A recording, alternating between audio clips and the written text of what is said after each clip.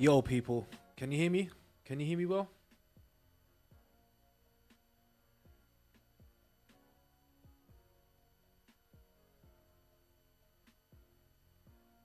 Yeah, that sounds great. That sounds great. Just doing some QC to check on the channel if it sounds alright. Sounds good to me.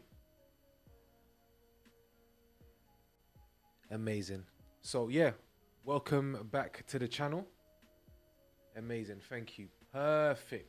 Love that interaction. I appreciate you coming, bro. This is something that I'm happy that's growing each week. I'm happy for all of you guys that come. Pause. Why? Starting off strong. I appreciate all of you guys that come. We're going to change the format. This week, I'm going to start off talking about some of the tech stuff. Just to kind of keep it simple or keep it centered around that. But yeah, love for coming. This is the Fighter Spirit Workshop. This is week 6. But I don't know how many streams we've done this year. But we're smashing it up. We really are. So let me open what I want to go over today. Because to be honest, I kind of want to approach things like I would if you were just with me. Because we're thinking about this as a idea, video production.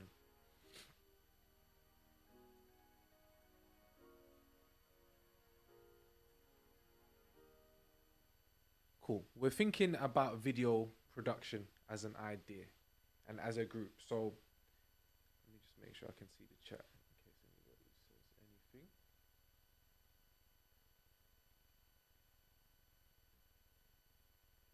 Yeah, perfect. I just want to see the chat as well, so if I can interact if necessary. So, yeah, we're talking about video production in a broad way because a lot of the principles that you would use for a live stream, you could extrapolate to different forms of production. And depending on what you're trying to achieve, you're going to be using multiple disciplines anyway. Because I come from a non traditional background, I would say it's easier to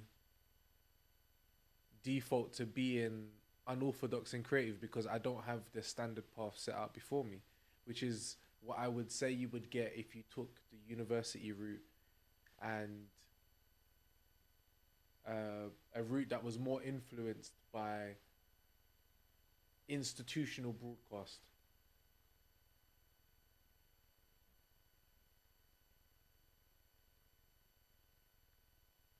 Yeah, 100%. That's the plan. That's the plan. So I'm just figuring out how to plan all of those things and also not overcomplicate them because I think that's one thing I'm doing because I really want to do this well. I think sometimes I overthink a lot of the elements of it when I just need to come and talk and get on because figuring out what a live stream actually is has to be done whilst doing it. So 100% because there's a lot of areas of expertise that I don't know. That's why one of the things that I want to do is big up every single different area of video production because we take strengths from each other and we are usable in our own or in each other's different environments. One way I would say that is using somebody who might be a film DOP's vision to get a specific live stream to look a certain way is something that you would take from somebody whose experience may only be in film and shifting it over to work in a different environment where it's not shot by shot, edited later. It's all woven together in real time and their image and their vision is used in a slightly different way. Because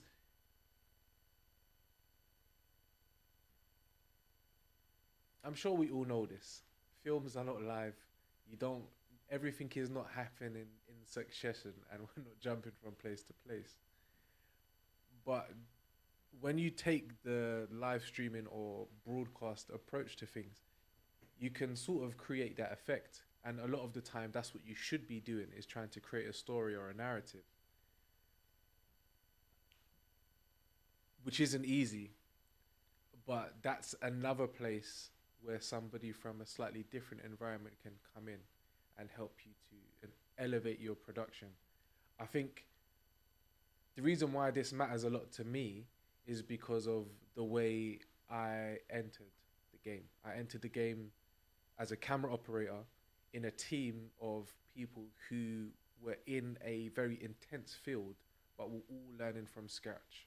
So we had a great teacher who taught us everything on the fly, and we learned everything as we went on site rather than through the textbooks. Those are the types of things that we would have to go and learn to make sure that our understanding of the basic things that we can do with our hands is a bit widened, but we actually learn in the field by having to be out in these shows day by day. That's why understanding the different members of your team, who they are, from the perspective of, I've got somebody in mind, but I don't want to say her name because we work on a team quite a bit. She might even be in the chat because she comes in sometimes. But I need to know what her strengths are so that when we're deciding what the team looks like or what the team framework is, I can exploit that.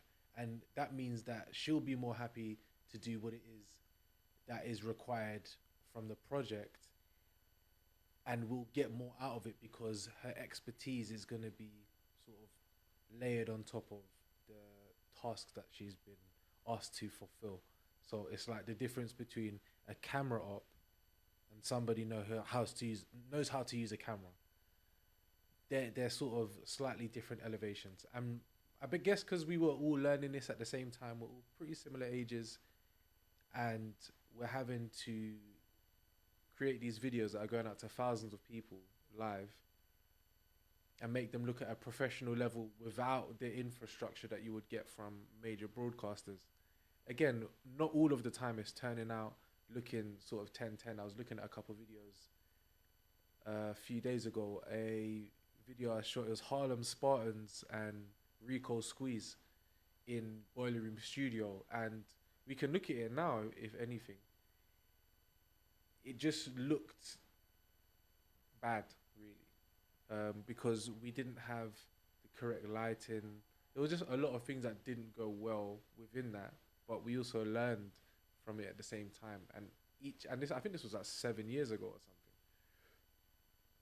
But we learned from it, and we grew, and we implemented those things as we grew forward.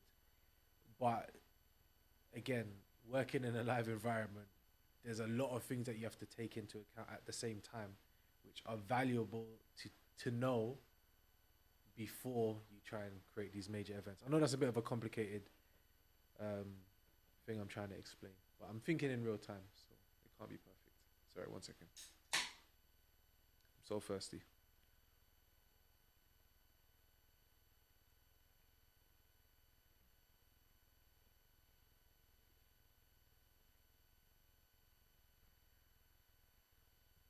Sorry, I didn't want to burp on you guys. So, do we have it?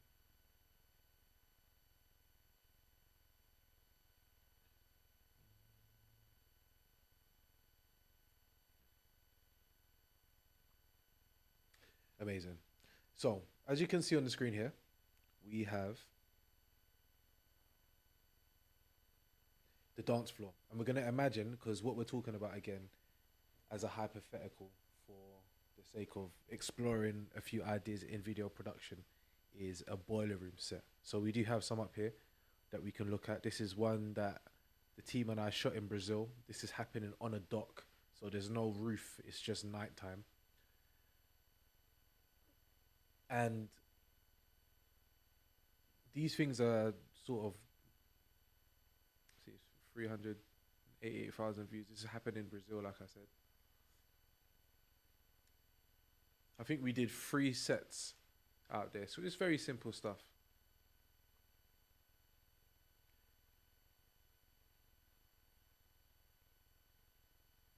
But when we're gonna go back and look at this workflow now, we're gonna sort of try and draw that out and explain what's going on. So what we did see, we have 3 cameras in this mainly. We have this side shot here, this main DJ front shot, which is the establishing shot for the whole venue. My opinion at this point, looking back at it, is you could probably get away with having it up the whole time because, again, mostly there are people are there for the DJing rather than the visuals because the music is what's really actually capturing people, and I don't really know if they care too much about. Sorry, one second.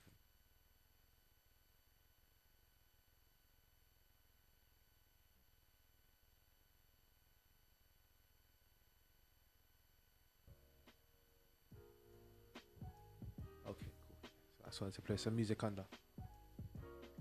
I'm not sure that the people who are watching at home care too much about seeing what the people in the room are doing.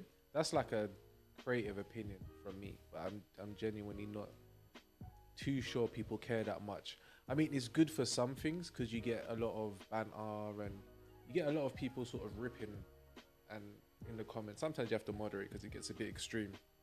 'Cause you know, on the internet, you just got a lot of idiot racists and just a lot of people who hide behind the anonymity to share their opinions. But you could, I'm not saying you couldn't really get around it because you're still gonna have, especially in something like a boiler room set, the people behind or next to the DJ that can get ripped. But again, my point is that I don't think the majority of people who are watching at home care too much about what's going on in the room. Depending, well, that really depends on the type of event you're doing. Because if you're doing a grime event, especially in the UK, US people might not understand this. You're gonna want to know who's in the room, and because you're not sure who might come up next on the mic. So we had the fortune of doing a load of the mics a couple years ago, and it's like one of those things because grime's quite a organic sport where people are gonna come out of nowhere and they might shell on a mic for 16, get their wheel up, do it again, and then they're gonna cut. And being able to be versatile in those environments is great, and being able to have different shots, like when you really want to be in the crowd, in front of the DJ set, right in the middle of the circle, whilst they're shelling off. You need to think slightly differently about events like that, which is where you might add something like a roaming camera that you can sort of move around and follow the action. But when you're doing something like a simple DJ set, I'm not totally convinced it matters that much. And I'm also not totally convinced they also necessarily need to be live streamed. It's good if it's a big festival, because again, even if the festival gets ram out, there's a lot of people that are going to want to go to that can't, and they're going to see performances that they wouldn't likely else be able to see. But if it is just a club night, I'm not really too concerned. I think giving the people at home the opportunity to be able to see as well is great, but you don't need to make that too complex because it saves on costs. It saves on just basic complexity, so you're not running a bunch of wires around. It saves from the amount of equipment that you're going to need to use. You're not going to need an extra broadcast desk for another complicated mix. You can just give a left and right because it's only a DJ mix and maybe a microphone. It's super simple stuff that we can manage, especially if as a venue you're trying to sort of really repeat and recreate that sort of, well, recreate content, if that makes sense. It should make sense.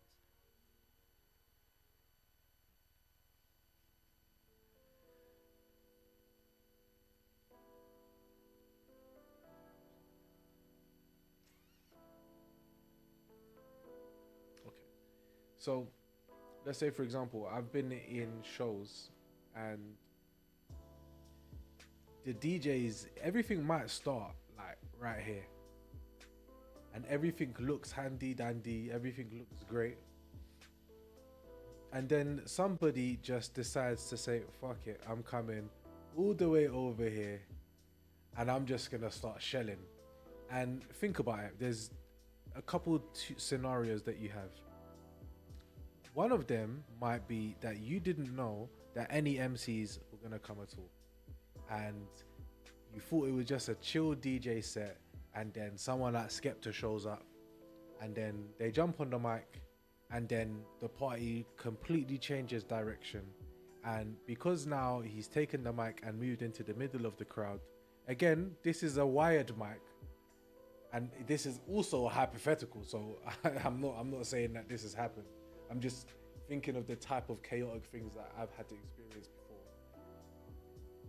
But this is a wired mic, bear in mind. So he's taken the microphone, he's decided to go.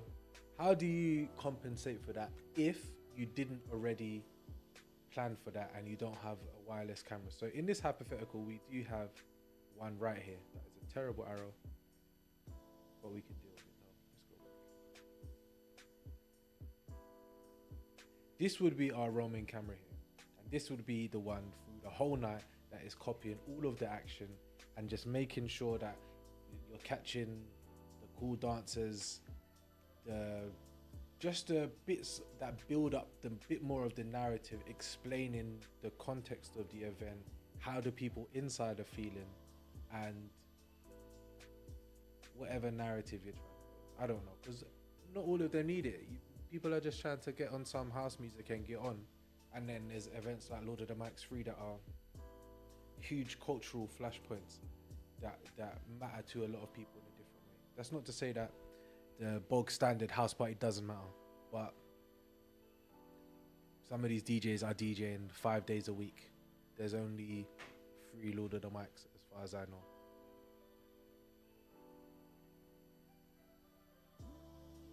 Does any of what I'm saying make any sense? I'm trying to do the play-by-play.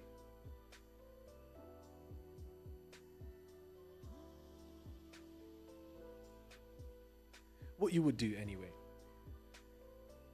What I would suggest, because you want to have the action here, so grime DJs, they always have their maximum BBKs, for example. Let's say we're sticking with the Skepta analogy. You might have someone like Maximum DJing. You're going to want to keep the action on him because there's due to be a bunch of other guys here. Whilst we're scrambling around, maybe trying to get one of the cameras that we didn't think we needed that's packed away, that does have the transmitter, we're going to have to reuse this camera.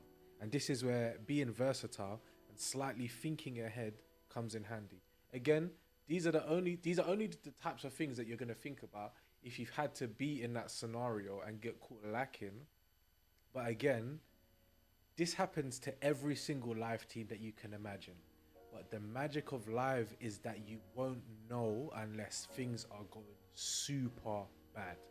Because again, as long as I'm keeping the viewers' attention and I'm giving them shots, I'm not even going to pause that one. They're not really understanding the chaos that might be going on in the background. But as a team, as the new live stream production generation, we have to be thinking ahead. So one of the things you might do, if these 2 cameras are wired, which they're most likely going to be, and in this example they are, you're gonna hope to the ancient gods that you round up those cables with some slack. And on top of that, you're gonna hope, and this might be something that you prepare for ahead of time, that camera is an SDI camera. And the reason why I say that is because HDMI wires fall out very easily. And it could be on a wireless camera, for example. It depends. You're in a club, but bear this in mind. They're shelling off and you're trying to make sure that everything stays on, plugged into the camera. But that's not as easy as it might seem. You're trying to do all of these things at the same time whilst you're capturing the shot, sending that signal, because again, the added element of complexity to this is you're not just recording locally to the camera, you're sending that signal out of the camera to a mixer, which is then sending that signal to the internet, to your viewing audience. This is all happening live. So again, in the 1 minute that you've noticed that Skepta's picked up the mic and decided to show, it's time for action. And this is where planning and preparation is super key. So bearing in mind, I need some slack on both sides. I need to know how big this room is. I need to know how many wires I need. And I need to know that I've got backups. Again, these are only the types of things, only the people that were in the trenches at Boiler Room with me will understand this thing. But it's easy to get caught lacking when you're working in music. And it's even easier for technology to not do the things that you need them to do when you need them to do it. So again, planning. DJ sets can be super easy, but again, music, anything can happen. So, sorry.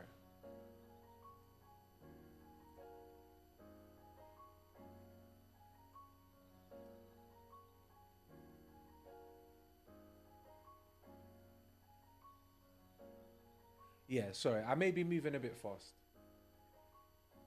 We can slow it down. We can try and slow it down a bit. If you have a think of a music event that happened, and then we'll try and use that as an example. Like, give me an example of something, and we'll try and break that down because we can use this image to do that. It's all the same thing. It's literally all the same. And again, vMix, big up you. This Telestrator is coming very much in handy. It is new. I haven't got it as set up as I'd want to, but I'm really appreciating it. So yeah, sponsor me, love.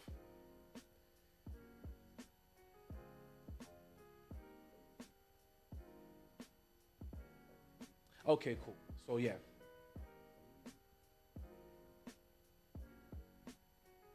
cool. So if we did know this was gonna happen, because for a different type of event, something like,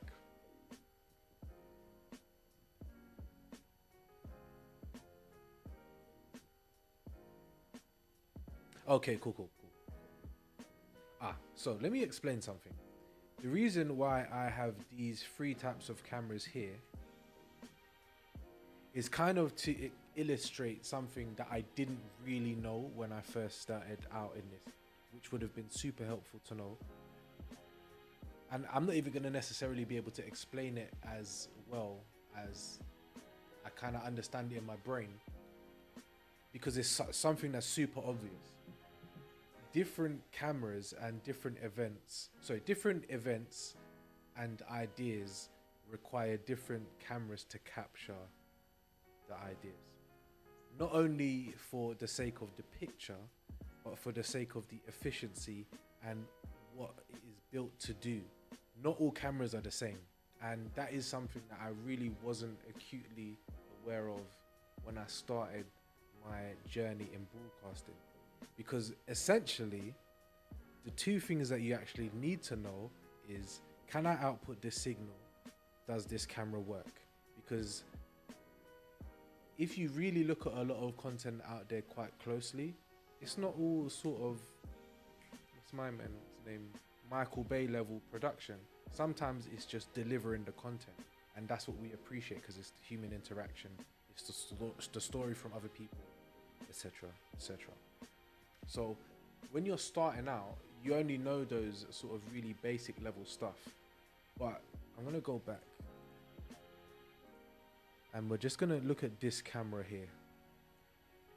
One of the guys I'm working with at the moment was explaining something to me a little bit, and it got me to realize that there's a lot of jobs that I did that I hired cameras in for.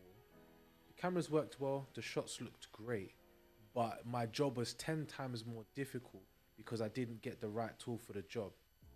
And having a camera like the third one wouldn't be suitable for a grime event when you're working in a really tight spaced environment where you want to be non-intrusive, but you're gonna need that if you're in a large festival event when you need to be zooming in quickly, zooming back out quickly, panning across, and making sure that your image is super stable, high quality, and able to be easily transmitted without having to do too much.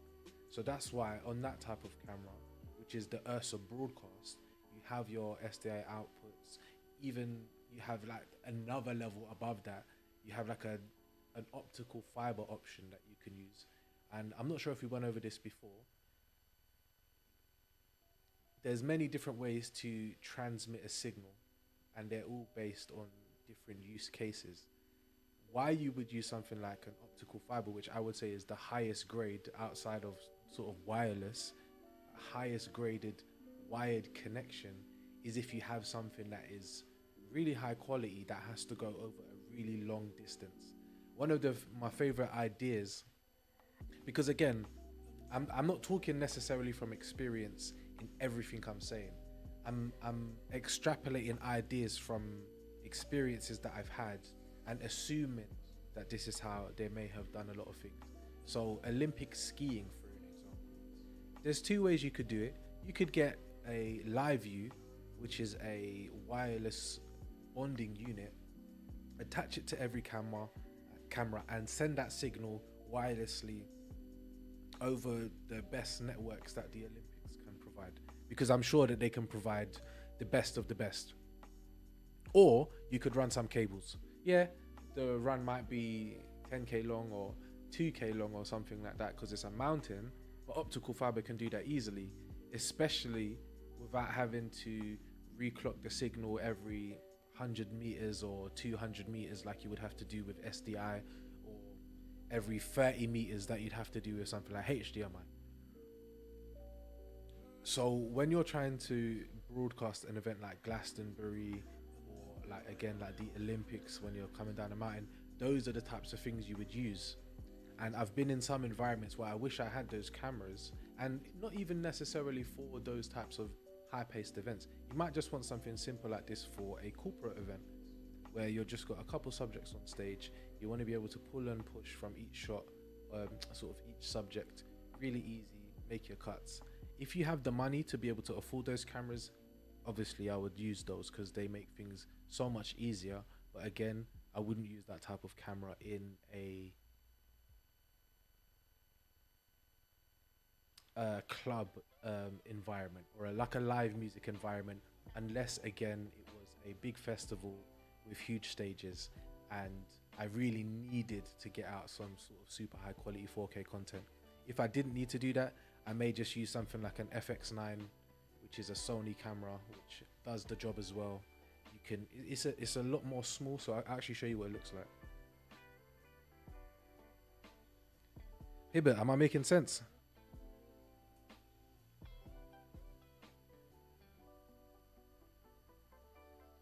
Let's look at a video of it.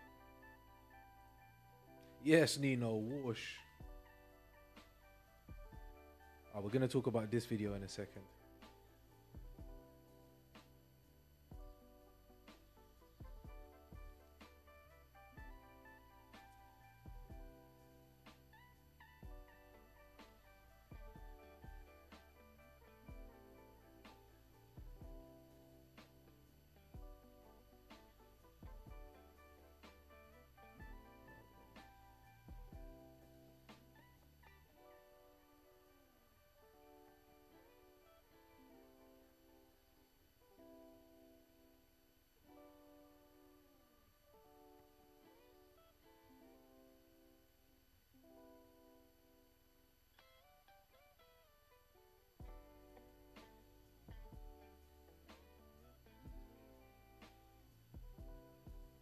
So, this is the Sony FX9 that he's unpackaging here.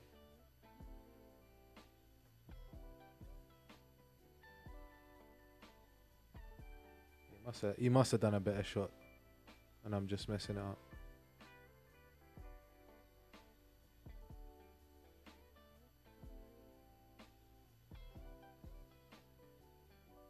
Let me just fix the audio for this one.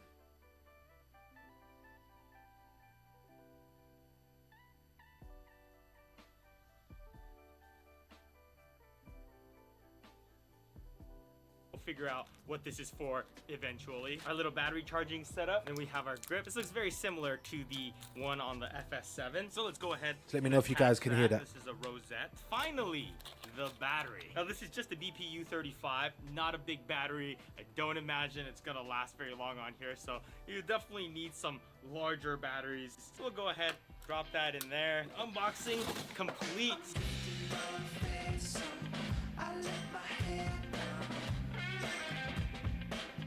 So you notice the amazing image quality that you're getting from this camera. Because again, like you said, all of this is shot on that camera. But as you saw from it, it's really small. Able to be, like, he's holding it in one hand. These are the types of things that you need to bear in mind. If you ever think about it, imagine you're filming a live music event. It's going for 5 hours. And there's only a 4-man team. Because again, remember the days we're living in. Money is restricted, teams are small.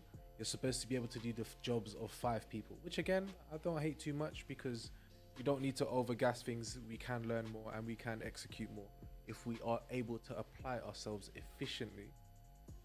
But these are the small things that you need to bear in mind. You don't want to just say, do you know what? We got the budget. We're going to get the maddest, biggest camera that you can't even use efficiently in the environment. So then you just have to pivot. Because again, a lot of content that you make when it's in the live environment is about the content. You need to be unintrusive. You need to be able to be out of the way so you can focus on what narrative and story you're trying to build in front of you. Again, that's not to say that any other video medium is about the video cameras and things in themselves, but they kind of all just marry together and are things that you need to bear in mind.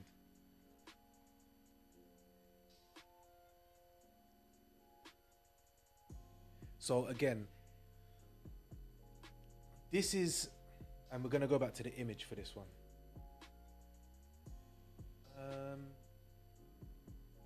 This camera,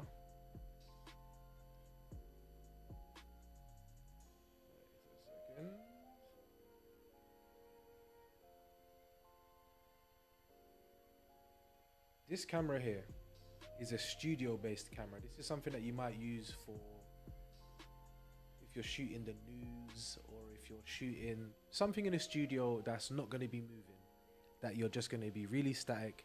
The camera's not going to move. You're going to be switching from a few different things within a room that are not really going to change their spot, because they're just built for being able to be stood behind. They're not really versatile. They're not shoulder rig type cameras in it. They're also not useful for this type of environment, although I have used the older version of this camera for something specifically like that. The main type of camera we would use would actually be something more similar to this. Again, the reason why I've chosen these cameras is because they're all from the same ecosystem that our mix is from, and it could necessarily, if we wanted it to be the same ecosystem as our audio desk, our video router, our video signal converters. Everything could come from Blackmagic. So I think if we start here, because I would say it's the intermediary between high-level professional and people that are just joining in from the ground level. This is if you wanted to make sort of professional productions, but you didn't have 250 grand to buy a Grass Valley desk or whatever it is, however much they cost.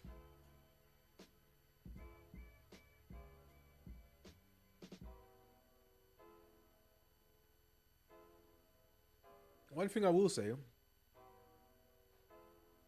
a shoddy workman blames his tools, and I'm sure all the man them know that phrase from when they're getting mash up at FIFA and they don't know what to do.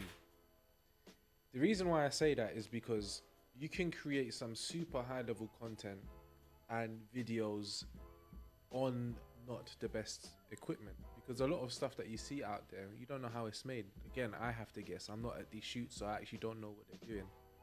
We're just taking sort of more of a bird's eye view. But again, so let me just clear this up so it's more easy to see what I'm saying. This camera right here, Blackmagic Cine 6K, has a HDMI output which you would use to plug into a wireless transmitter, which would then connect to your desk. So because I don't have a box, I'm just going to make one here. We'll change the color of the box. This will be our wireless transmitter. I could use this, but this is a signal converter and we're going to use it for something else.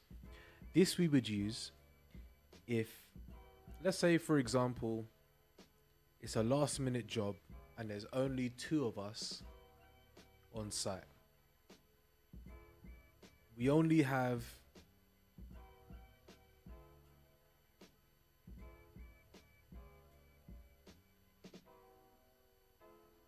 two SDI cameras with us. They're both Blackmagic cameras. There's a reason why I'm saying this. And we only have one person who's going to have to sit at the desk and the other person who's going to have to be on the roaming camera. It's a 2-man job, happened last minute. The money was good. We needed to get it done. And because we know what we're doing, we can get it done.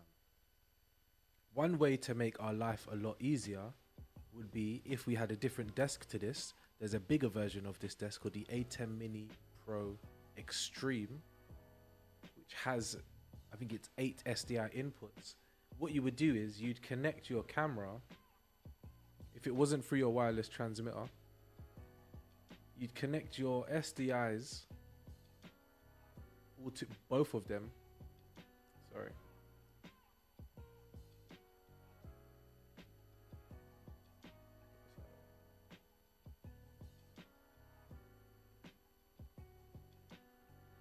So what you would do, you'd have a signal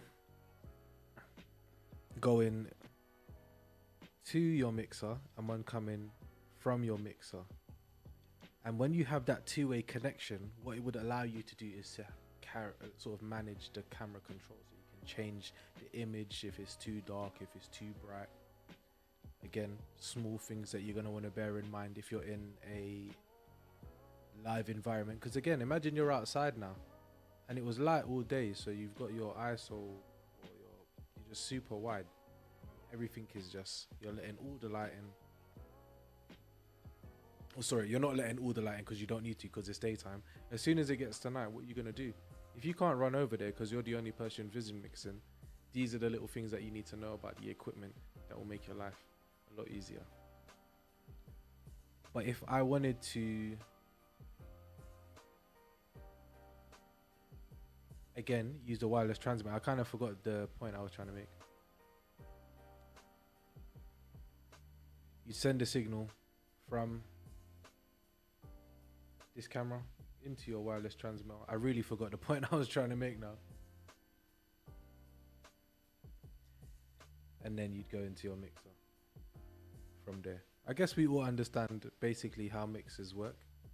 I think we've been on the channel enough to get that now. My point completely left my head. To anybody who has come to the stream late or has just come, thank you for coming. I appreciate you. Don't forget to like and subscribe. If you haven't subscribed or has just come, thank you for coming. I appreciate.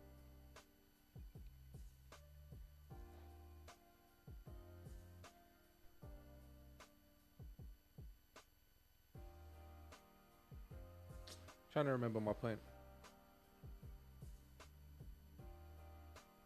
It's fine. We can make a different point.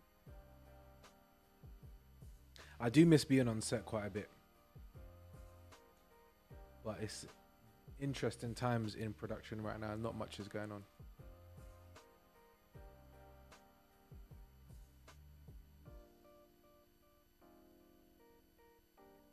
Yeah, bro, my brain is I'm so tired, man. Seriously forgot my point. I think that might be a good time to pivot to some gaming. What do you say? What do you say, people?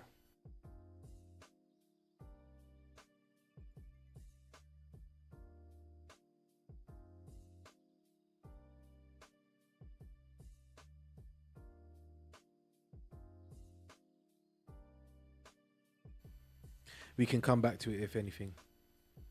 Just completely lost my mind there.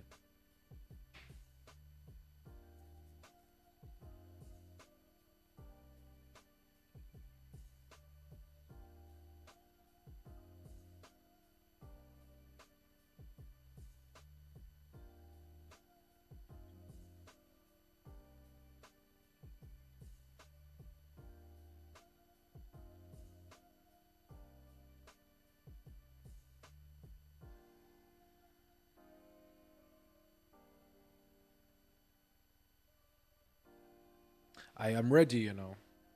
Ready for Bloodborne.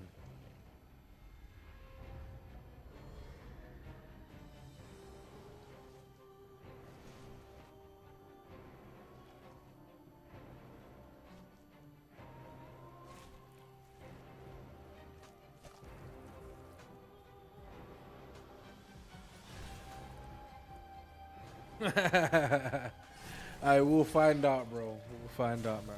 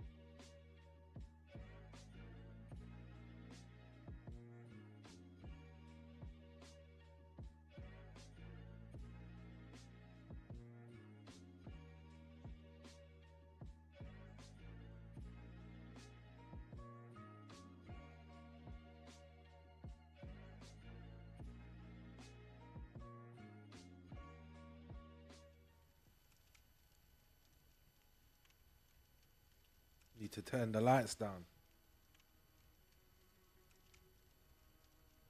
It's soul reaping time.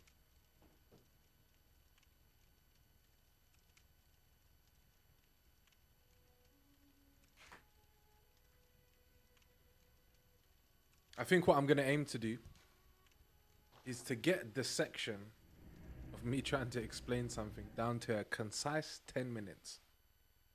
But I'm still working it out.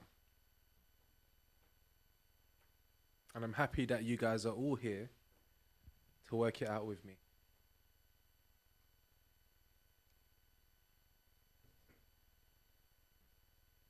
I gotta be up so early tomorrow. Damn, boy.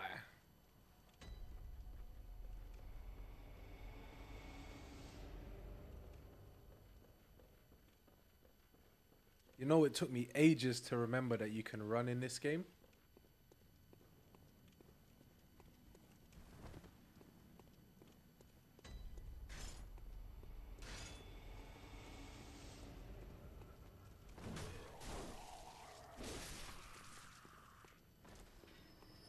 I want a different weapon as well, man. I don't really like this too much.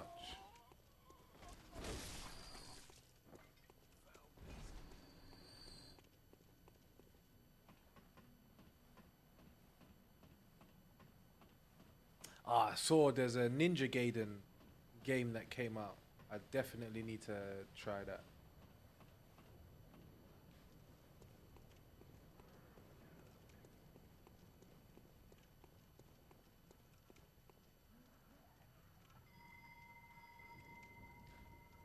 I summon you, Mandem, from the deep darkness.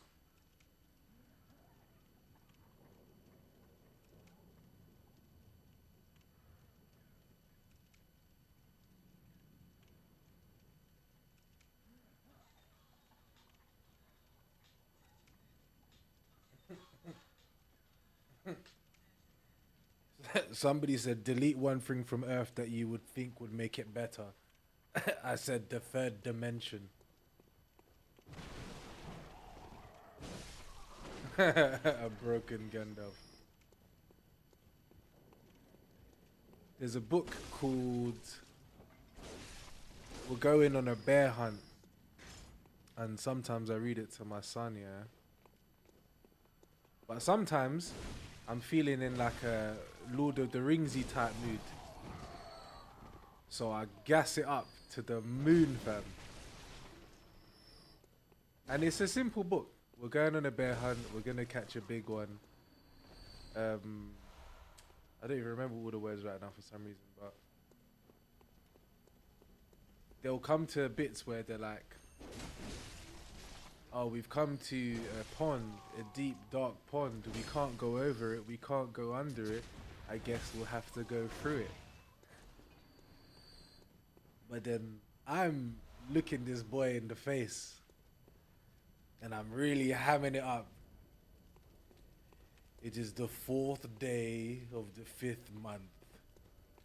We have been on this pilgrimage for too long. The men are tired and the rations are nearly done. And now, before us, a forest. A deep, dark forest. We can't go over it. We cannot go under it. The men know we must go through it. Literally, bro. Yeah.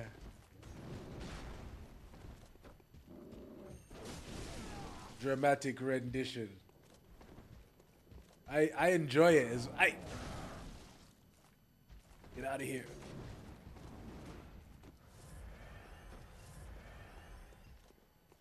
Bring your face to my axe. Oh my days, he got there first. Boom.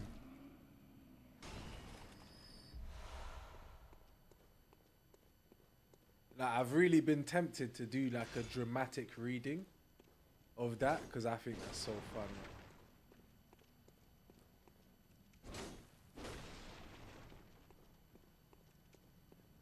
I've been speaking to the men. They say they are tired. They hear the bear is big, as tall as 10 men. Oh no, I hear it is 15 men.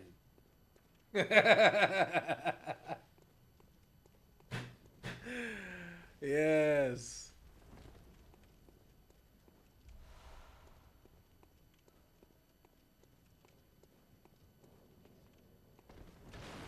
Quoth the raven.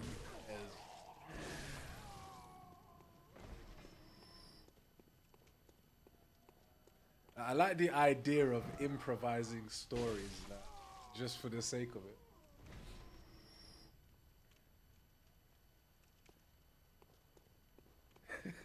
it. Yeah.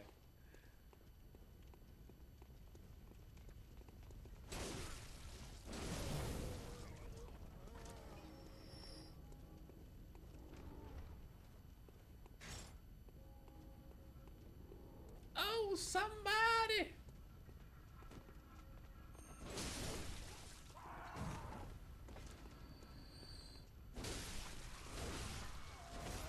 Whoop.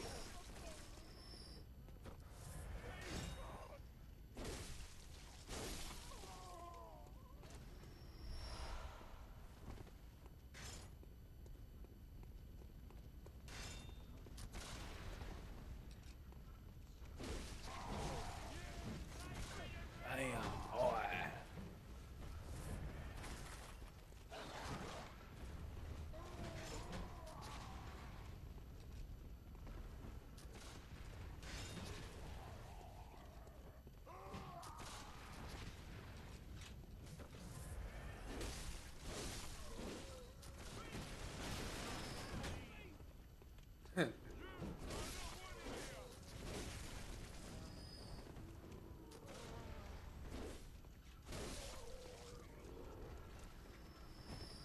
I could be an NPC in a game any day, bro. Give me the lines.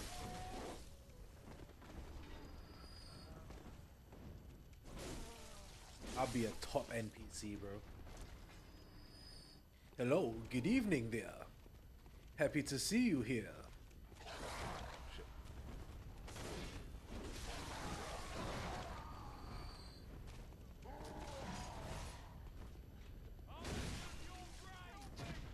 Whoop. Look for you. Slick.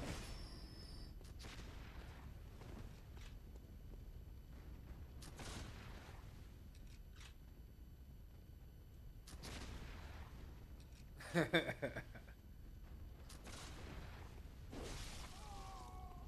am the Matrix Man.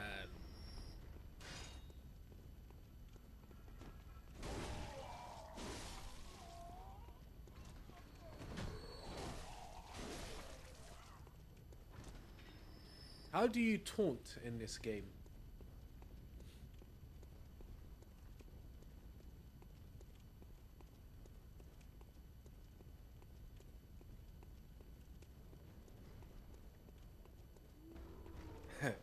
I just finished what you said, you know. Leading 3 little pigs. I wonder if we're going on a bear hunt. Transcript is online.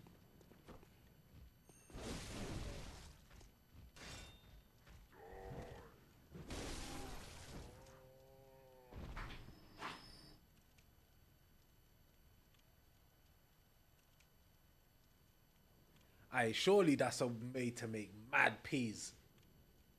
Just like selling to parents.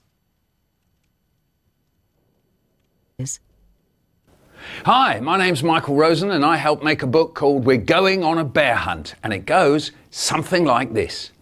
Chum chum chum chum chum chum chum chum. We're going on a bear hunt. We're going to catch a big one. What a beautiful day. We're not scared. Uh-oh. Grass. Long wavy grass. We can't go over it. We can't.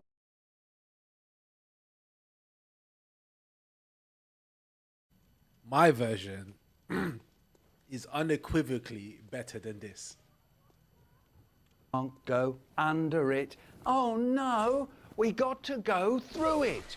Swishy, swashy, swishy, swashy, swishy, swashy. Chum chum chum chum chum chum chum chum. We're going on a bear hunt. We're gonna catch a big one. What a beautiful day. We're not scared. Uh-oh, a river, a deep, cold river. We can't go over it. We can't go under it. Oh no, we got to go through it. Dive in. Splosh, splash, splosh, splash, splosh, splash. Chum, chum, chum, chum, chum, chum, chum, chum. We're going on a bear hunt. We're gonna catch a big Listen, one. What if you a guys tell me beautiful my day. version is not better than We're this. not scared. Uh-oh, mud. Thick, oozy mud. We can't go. The thick, oozy mud of Mordor. The gates in front of us, calling us to our doom. The bear and his army await us. We are not shaken. We shall not lose. Come on.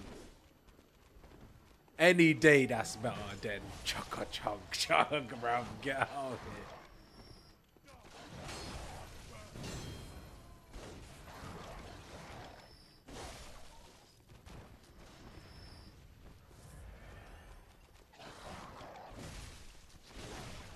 We sent an emissary to the governance of bears 14 years ago. We were denied summarily, and our envoy was eaten. We saw it as an act of war, but we could do nothing at the time. The small nation of Great Britain could do nothing, and bear. Come on. Oscar.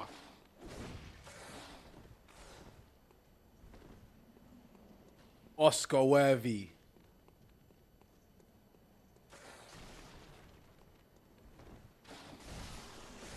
Oh, I'm about to die. No, I'm not.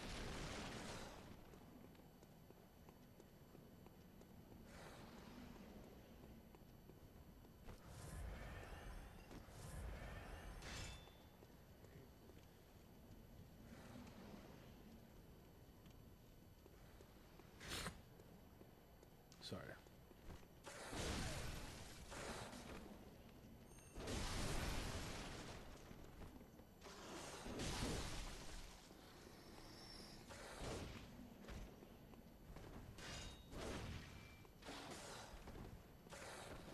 Ooh.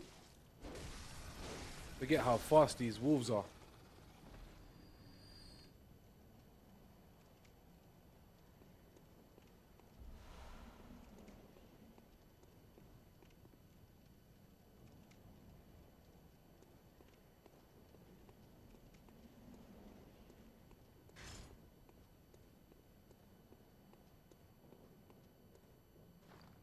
Why is this beckoning bell not working?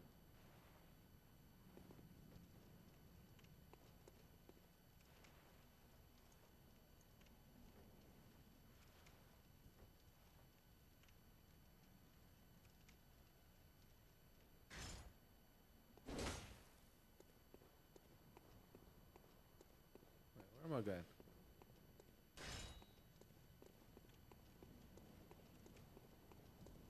I wouldn't do Jin Sakai's accent just because I don't really remember what it is, because I was only listening to it in Japanese. So we're not trading that one. Ooh, there's a guy.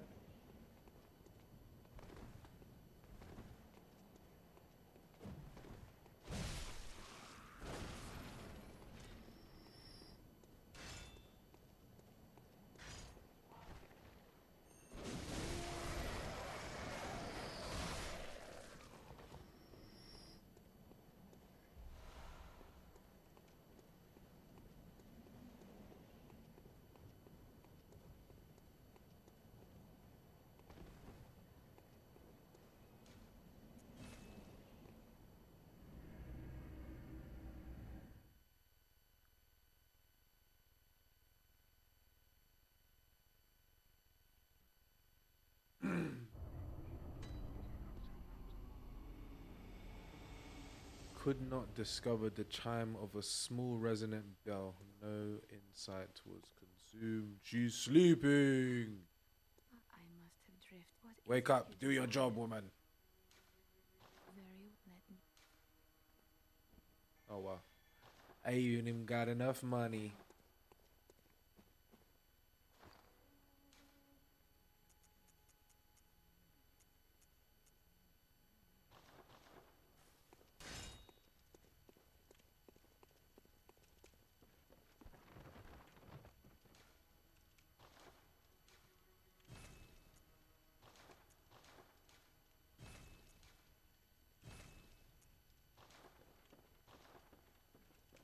I'm not even sure what a broken weapon in this game means.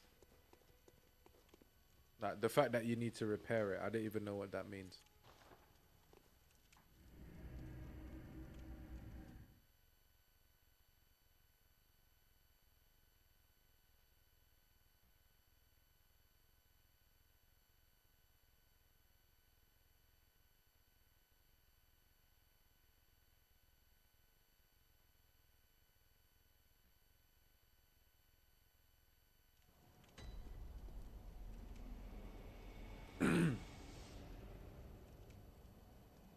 How we doing in the chat? Thank you everybody who's coming and liked the video. I appreciate you. We're just trying to get through some Bloodborne. Right now we're just kind of grinding. There's someone we need to go and see. And we need to set him on fire. Only the real ones know.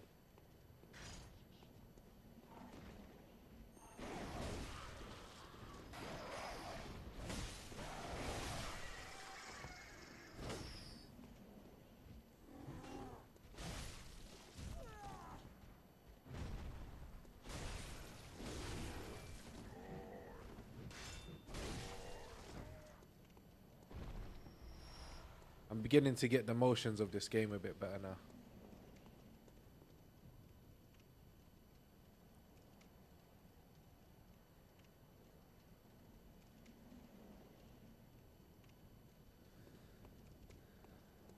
I still don't know anything more about the story of this game. I know that we're in Yharnam. I know that we need blood echoes to survive. I know that somebody called Father Gascoigne. You can sneak up on me, mate. You should allow it. Bullshit.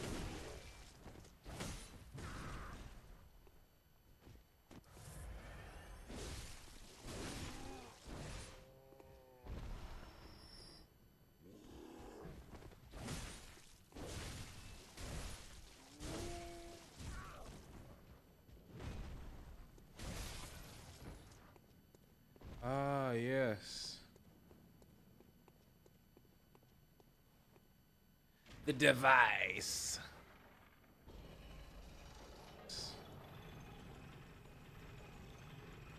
How's my audio sound? Are you all sounding good?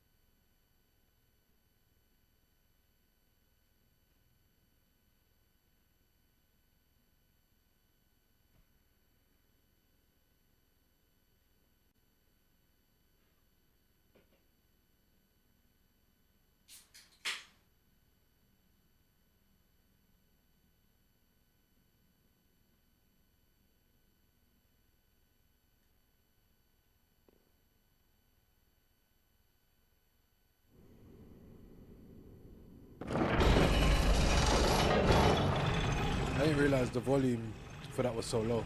Sorry.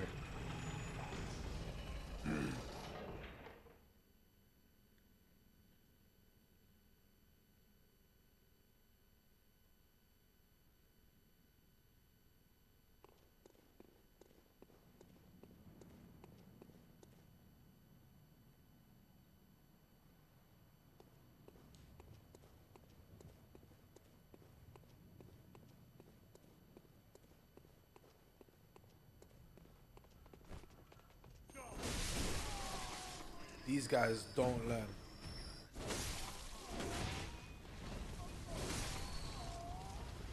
Oh.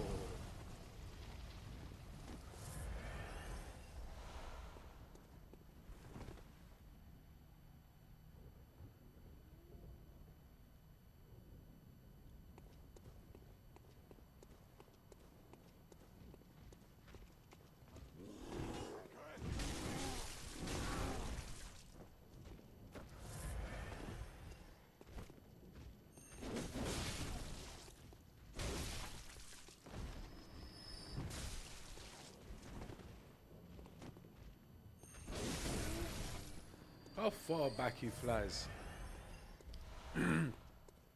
Sir Wissington is swole, man. She's a G.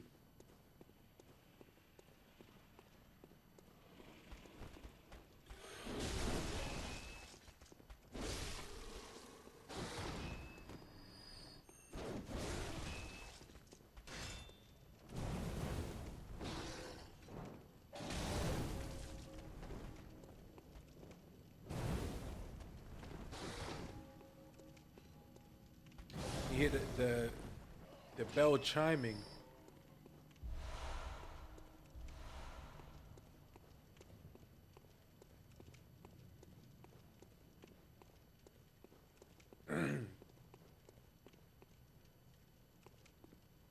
Should we go back and use those experience points to level up, or should we go and fight the boss?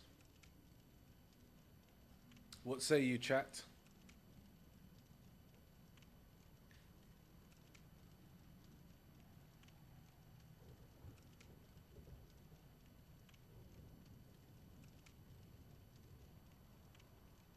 Gonna set my alarm for work in the morning.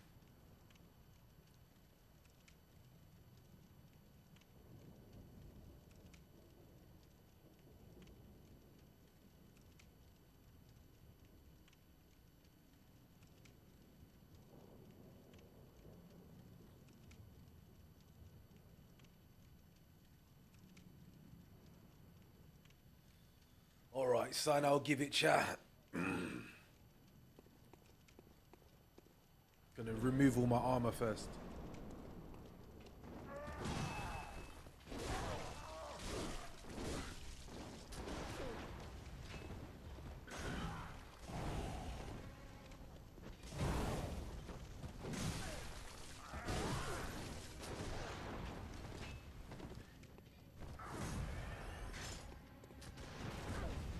Look at that spread, fam.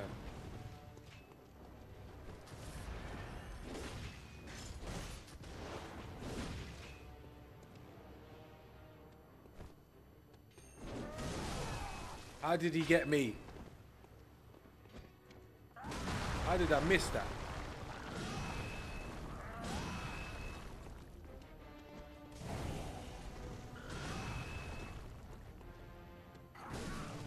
Shit.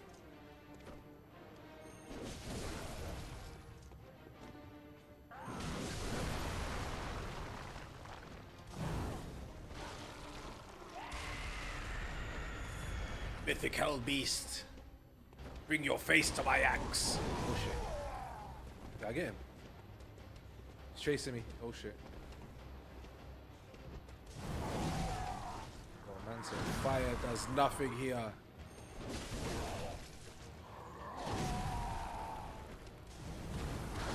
Oh shit.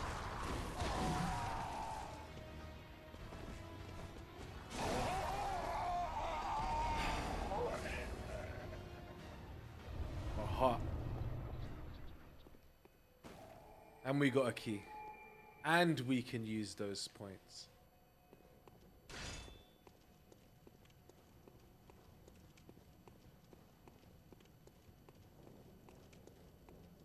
Prey slaughtered. We used 7 Molotovs, bro.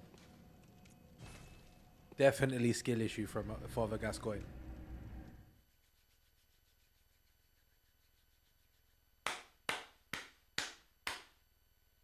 Clapping them Gascoigne cheeks.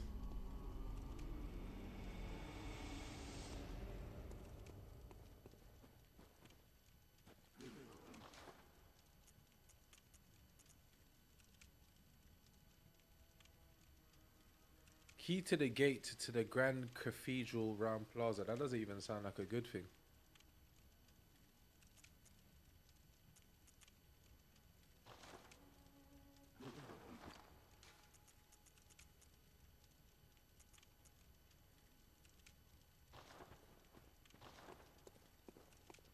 Welcome home, good Ah, what's the skill? What are we increasing?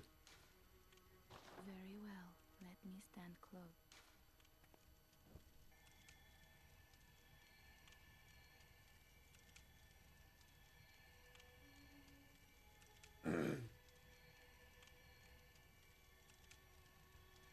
What are we gonna choose?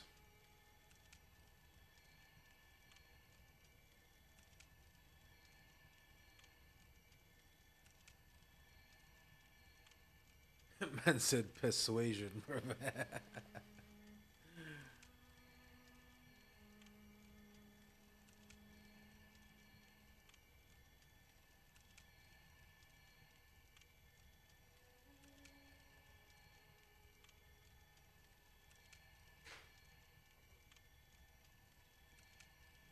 What do we choose? Because I don't know. I don't know how I want to approach it, man. I really don't. Do we want to do a strength build? Do we want to do a vitality build? Because I don't know all the weapons.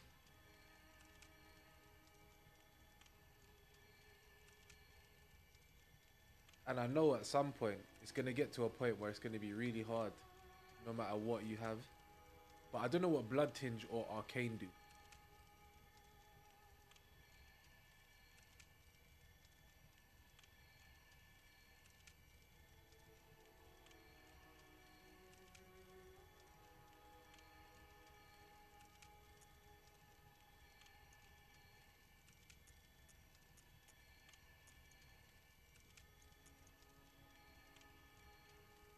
So endurance, I can take more poison damage. And I think, yeah, my overall, the green bar goes up more. And then strength. My physical defense also goes up. But my stamina doesn't go up. Only my strength goes up by 1 point in each hand. That's not even that deep.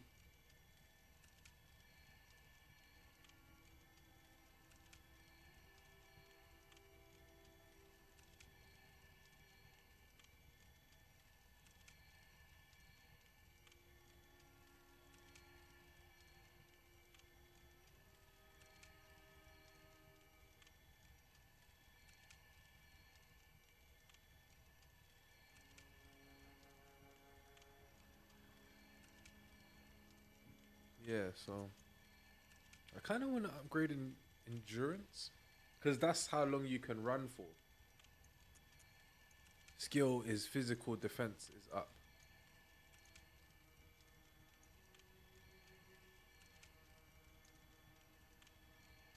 But wait. Sir Wisdom. Attribute governs more nuanced physical weapon attack. Determines whether or not you can use certain equipment. Yeah, I don't know.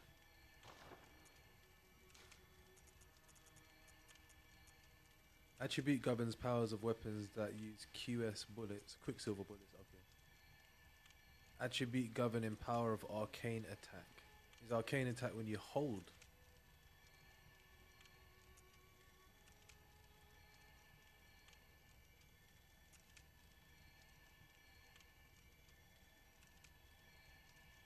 Also, yeah, chat. Look at the pillars in the back. I really would love to have an understanding of what the lore of this place is. I do actually have a comic of the week this week, and it is a Bloodborne comic, but I don't know where I put it.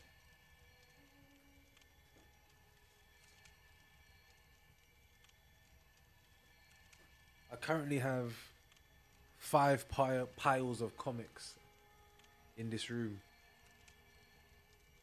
So it's a bit hard for me to find that one, even though it was just up here.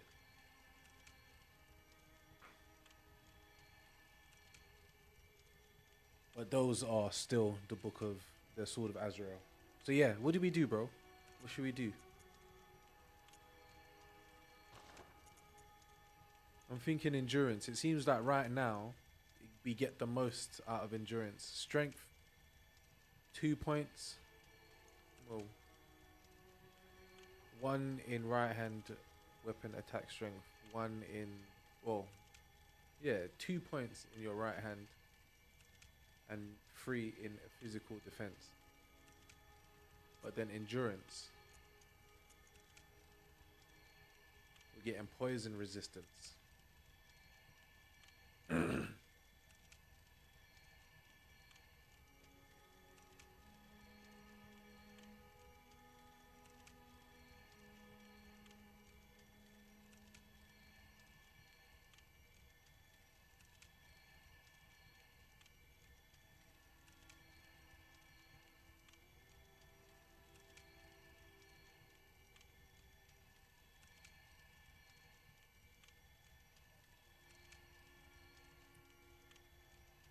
All right, well, I'm just gonna go to endurance because I don't know what you're saying.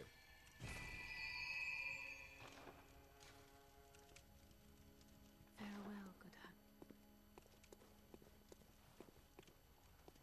Yeah, look at these pillars and the landscape. I mean, it looks like there are islands off in the background, and it probably would be more mysterious to me if it didn't look like that, and these were just eternal pillars standing motionless in space.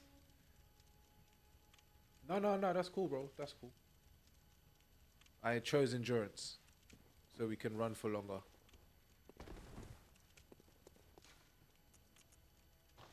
Tomb of Odeon. We're gonna spawn in Streatham.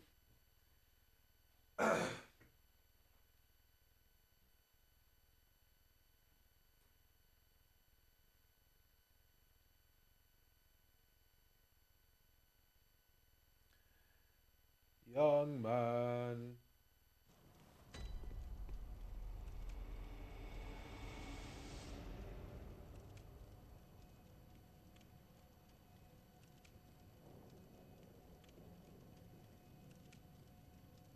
Hey. I just got a call for a meeting.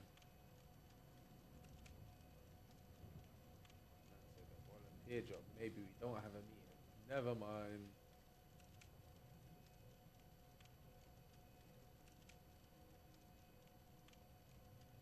Yeah, literally he spawns into an abandoned city world.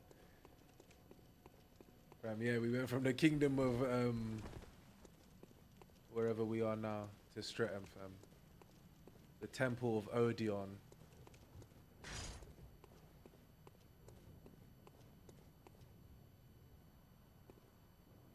One thing I learned from games, yeah.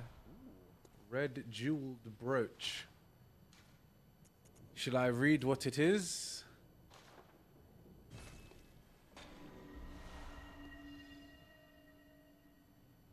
Okay, now I got a gem from it. I was like, what just happened there?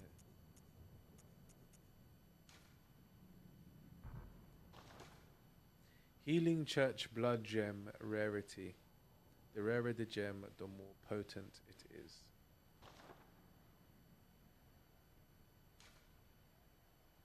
Shall we just discard that just for the fuck of it? Just like, why not?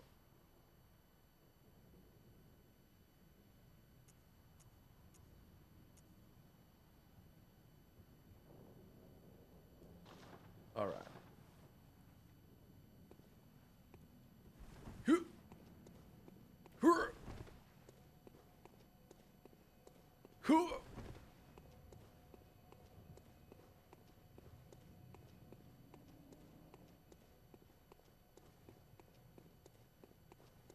This guy's kind of, I mean, to be fair, Sir Wisdom is a woman. I keep forgetting.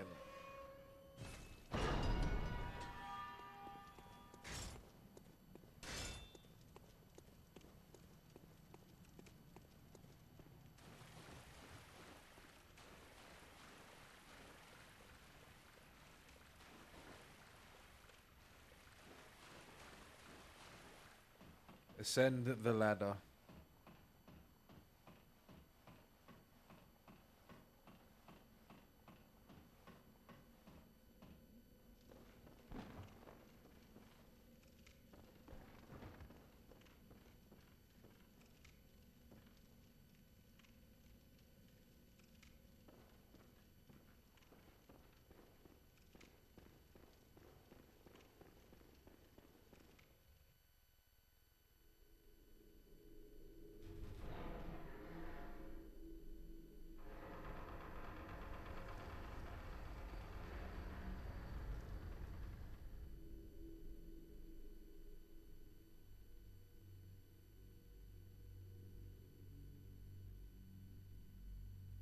Hey, 2026, we all cop houses like this year. Say no more.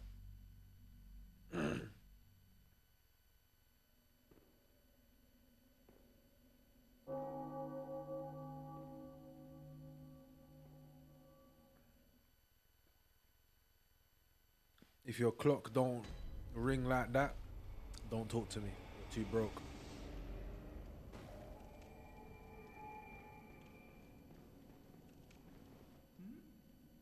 Oh, you must be a hunter. Very sorry. The incense must have masked your scent.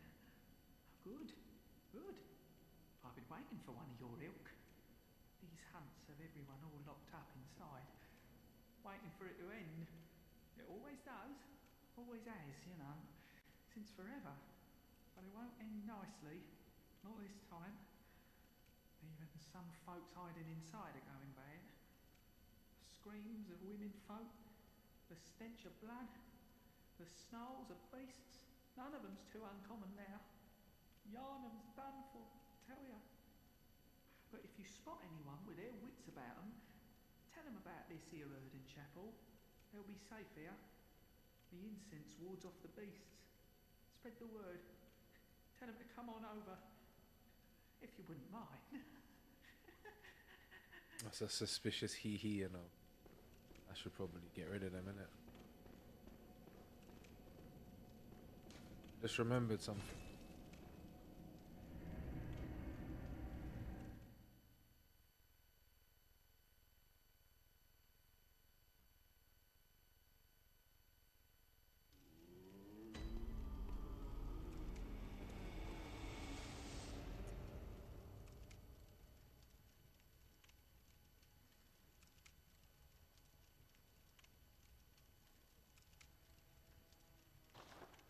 Trying to remember where it is I'm trying to go. I'll just go this way.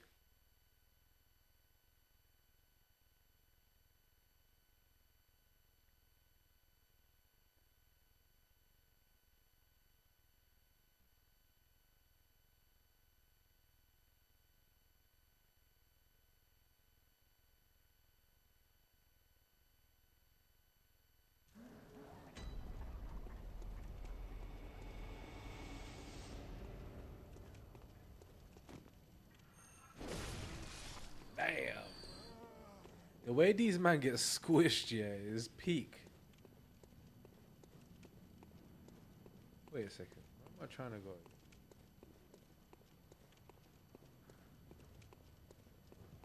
I keep forgetting my objective. I just want to scrap.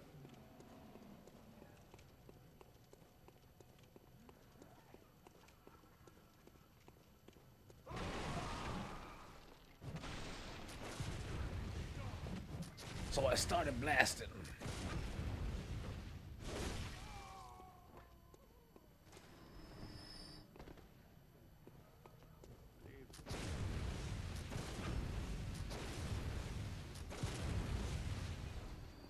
I never used the gun.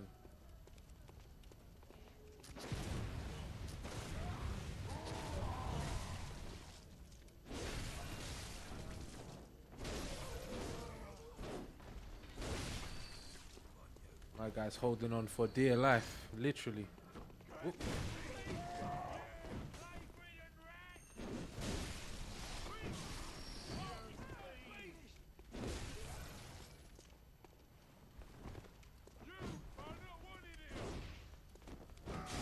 I want to know why they don't want us here.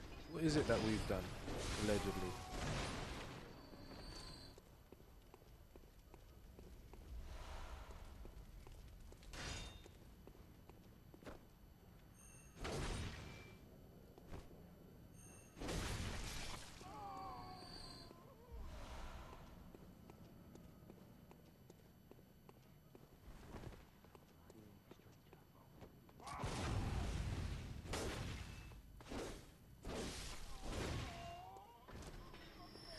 Quick draw, McGraw.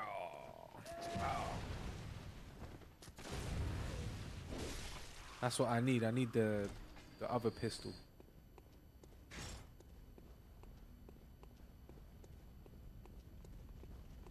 Just don't think I had enough money to buy it. Oh my days. I thoroughly deserve that. Man got knifed by like 6 man.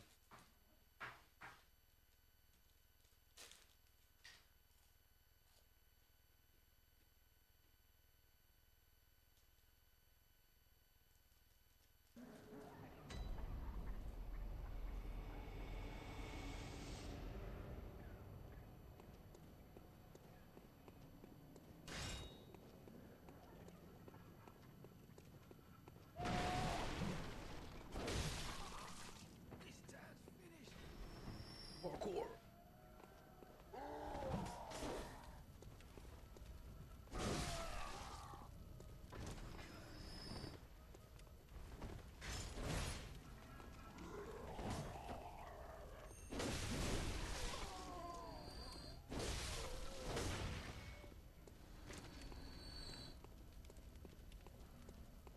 I need to get them gathered around together and then just hit them with the Molotov.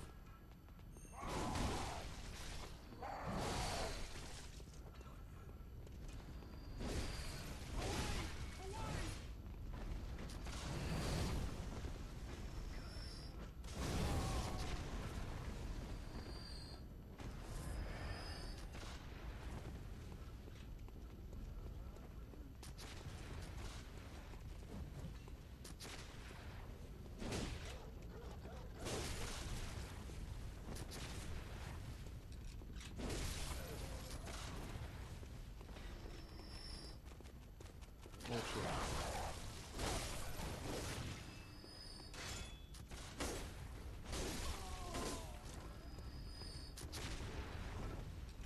He tried to set me on fire.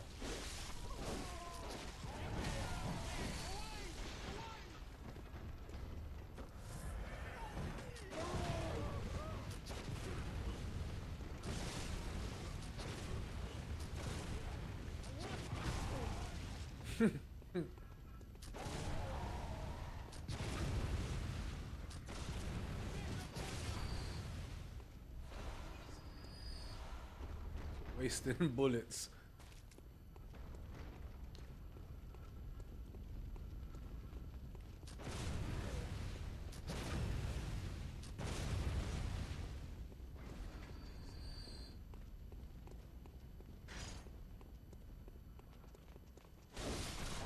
Oh shit, I'm gonna die.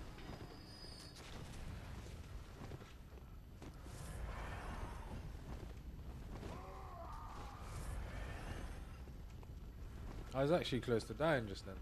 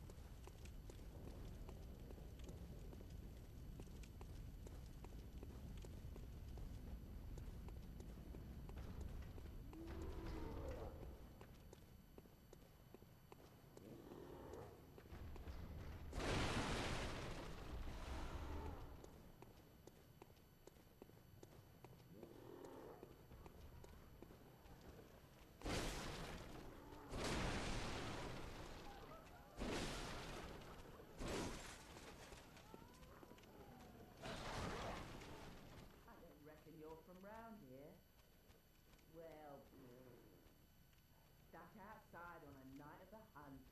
Ah, you poor, poor thing. That laugh. Hearing that.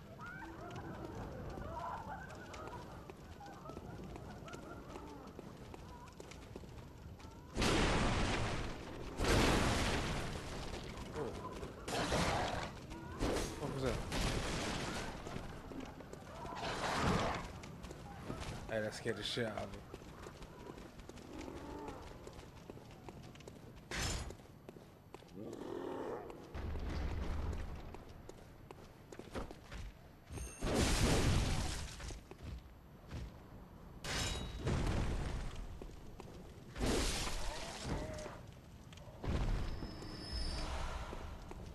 Shining coins.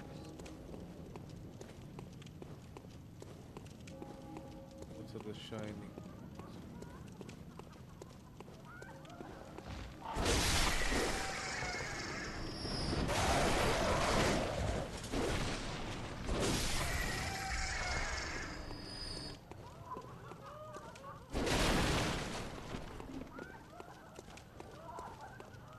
Look at that screaming, that maniacal.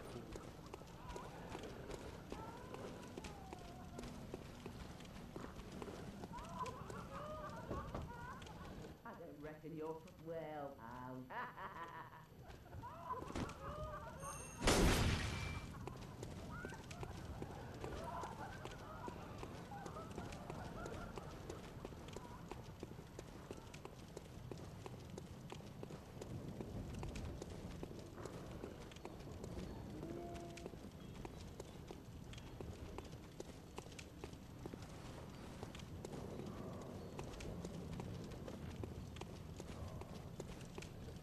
What's that music?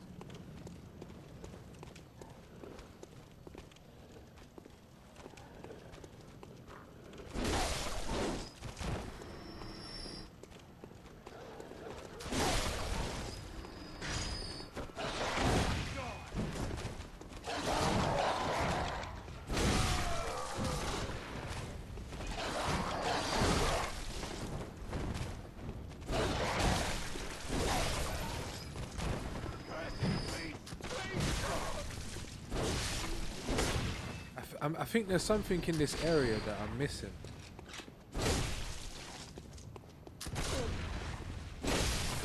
Yo, Sir Wisdom took that. Wait, alright.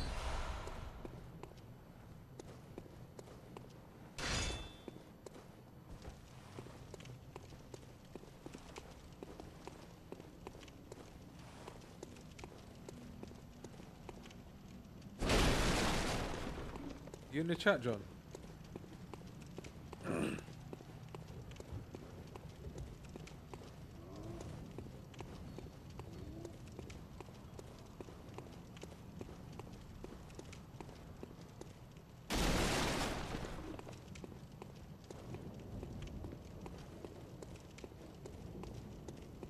Can't open this door.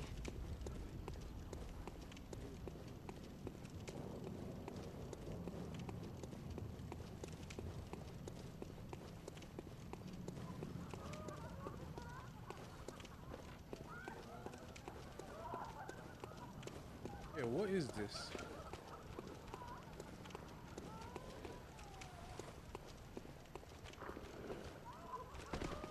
Oh my god, it's dead again. Ah, okay.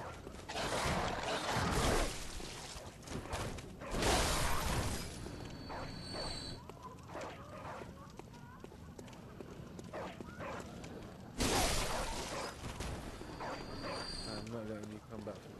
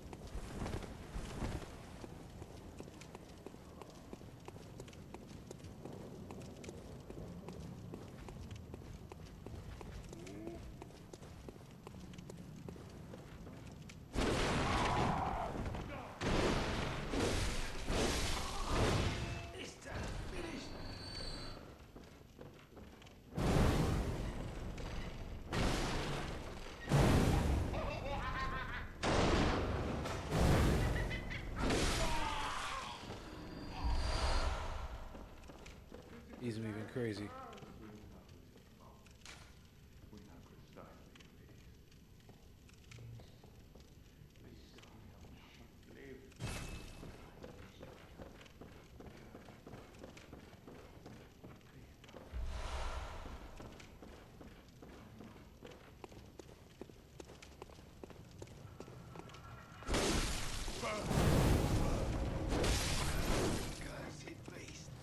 Cursed beast.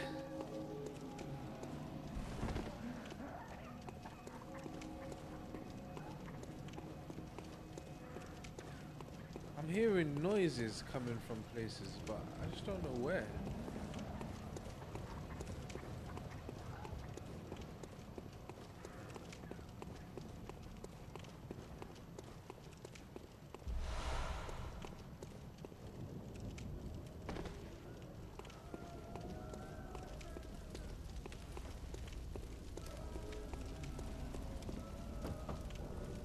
You that outsider?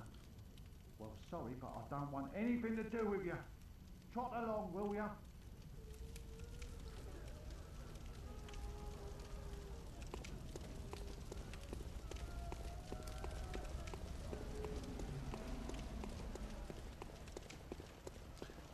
Just got another subscriber, so thank you for whoever that was. I appreciate you.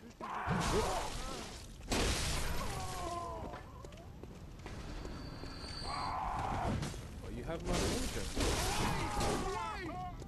Oh yeah, because we died. RIP us, man. Now we're back. Gemmed up.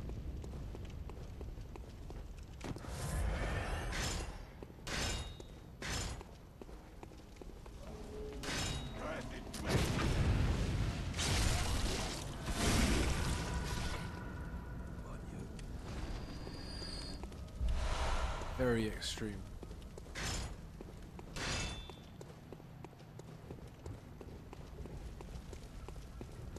I feel like it got darker in the game.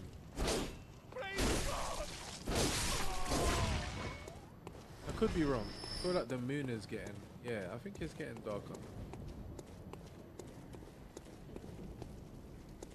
I could be wrong.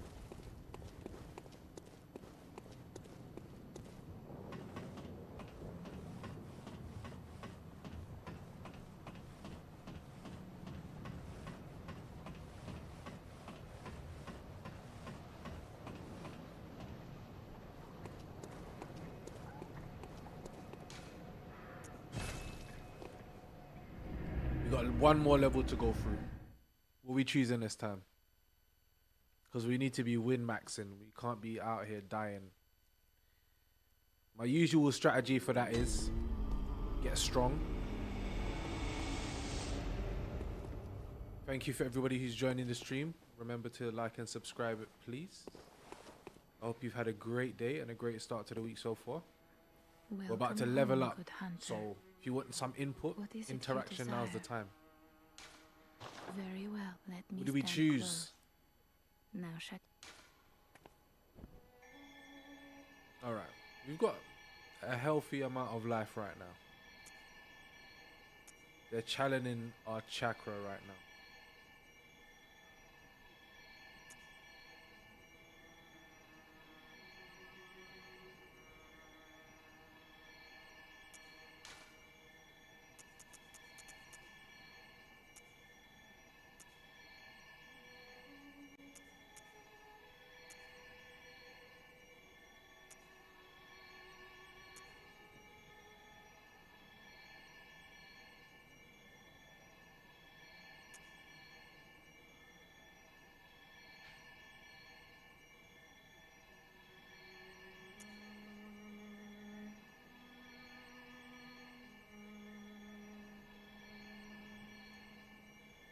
Your will to survive.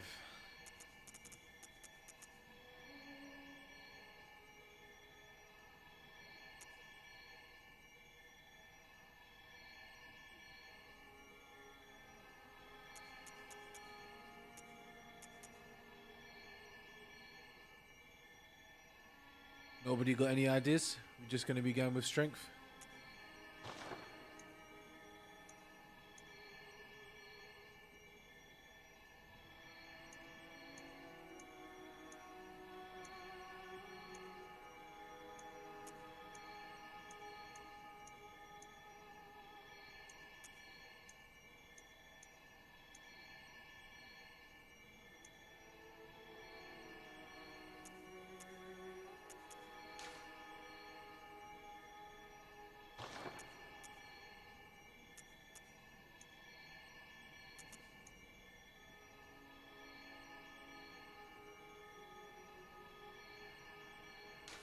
I think it's strength then.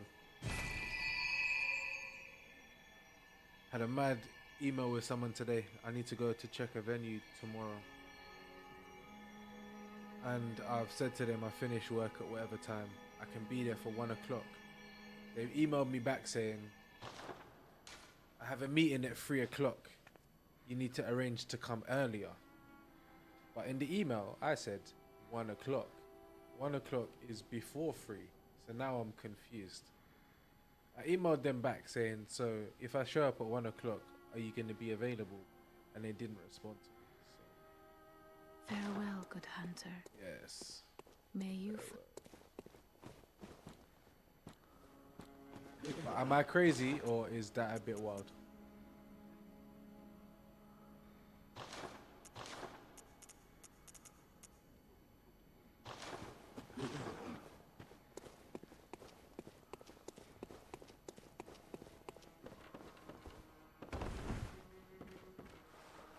The moon is close. It will be a long hunt tonight.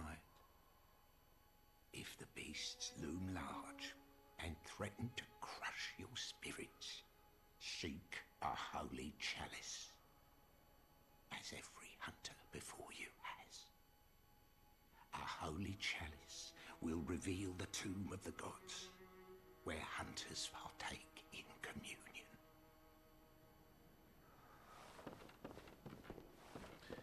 We need to find a chalice.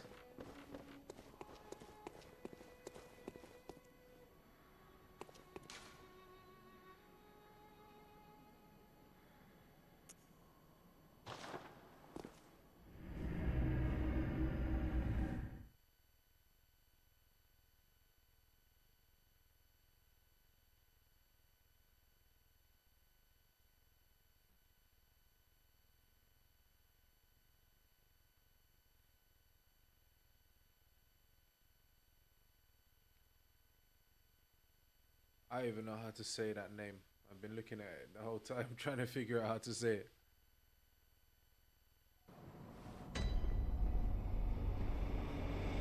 Resident Evil is what I wanted it to say at that moment. Which way do we go?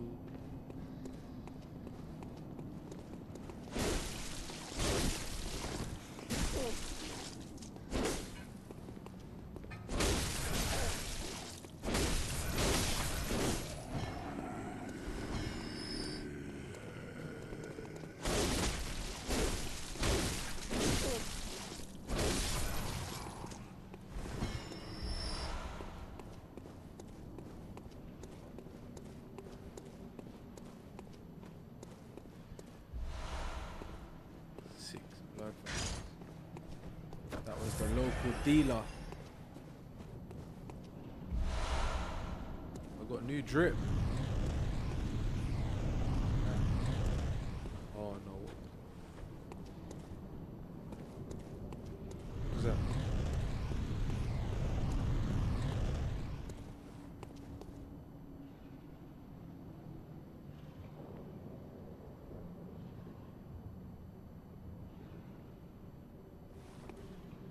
What's that?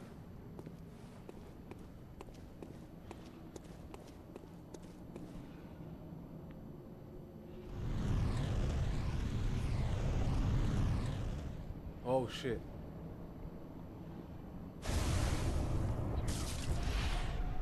Am I dead?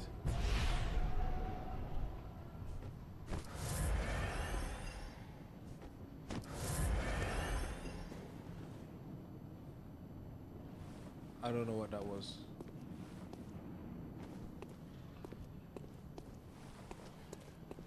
I'm confused and a little bit scared.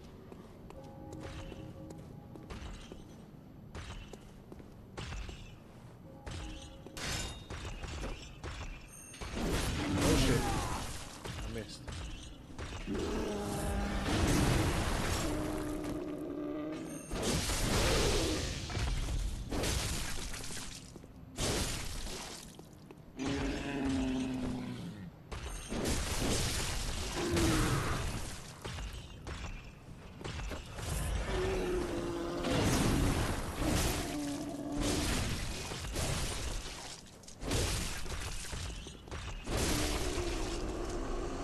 Need more speed.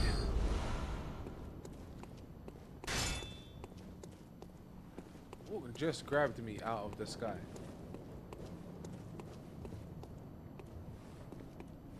That building has 0 foundations.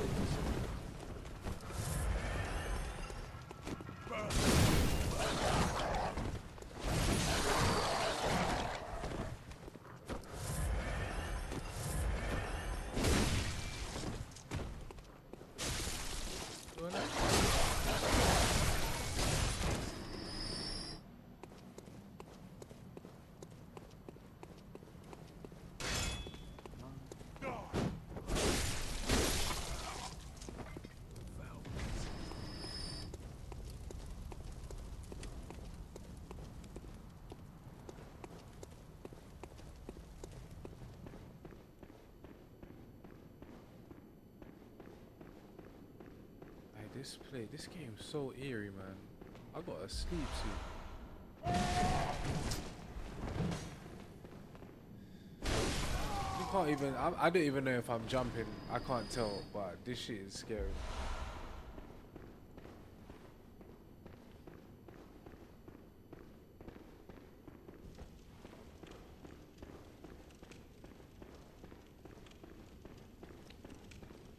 Where do you go?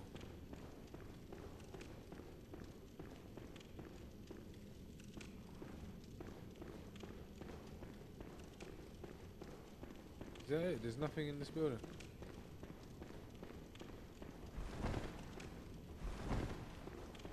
How do I get up there?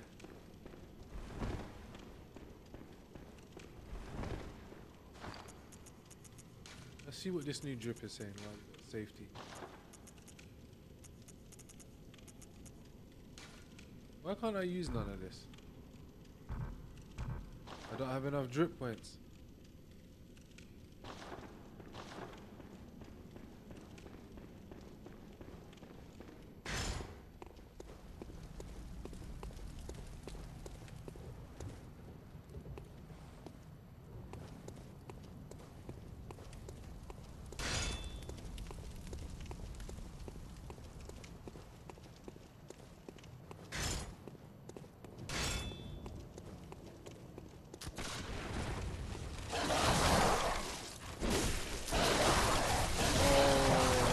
Savaged. I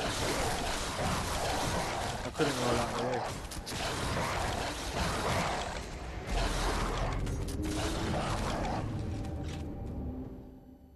Man got trapped.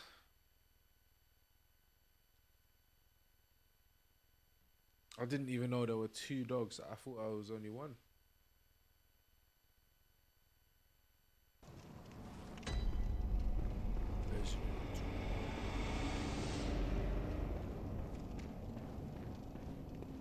Where did I go again?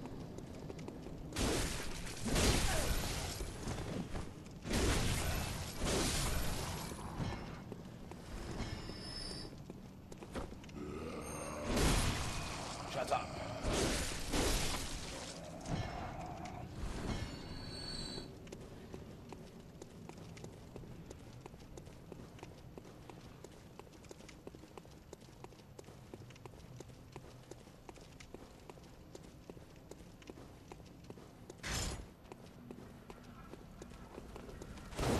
Oh shit.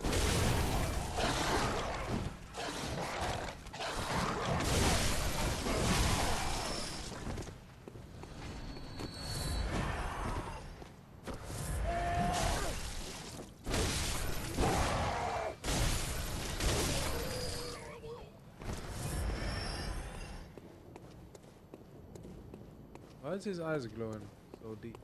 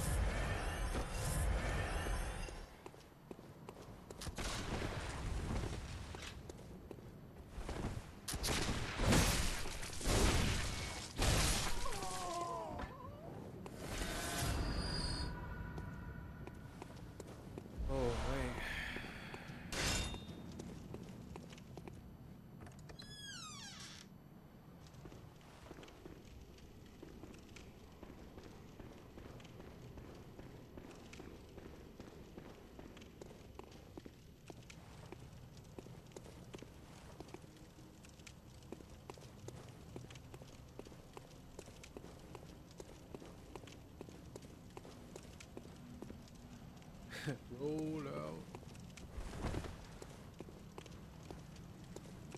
You're a beast hunter, aren't you? I knew it. That's precisely how I started out. Oh, beg pardon. You may call me Alfred. This is the protégé first of person we've Master met. Ligarius, hunter of vile bloods. So, what say you? Our prey might differ, but we are hunters, the both of us. Why not cooperate and discuss the things we've learned? Oh, very good. Very good indeed. Take this to celebrate our acquaintance. Beast hunting is a sacred practice. May the good blood guide your way. Thank you, brother.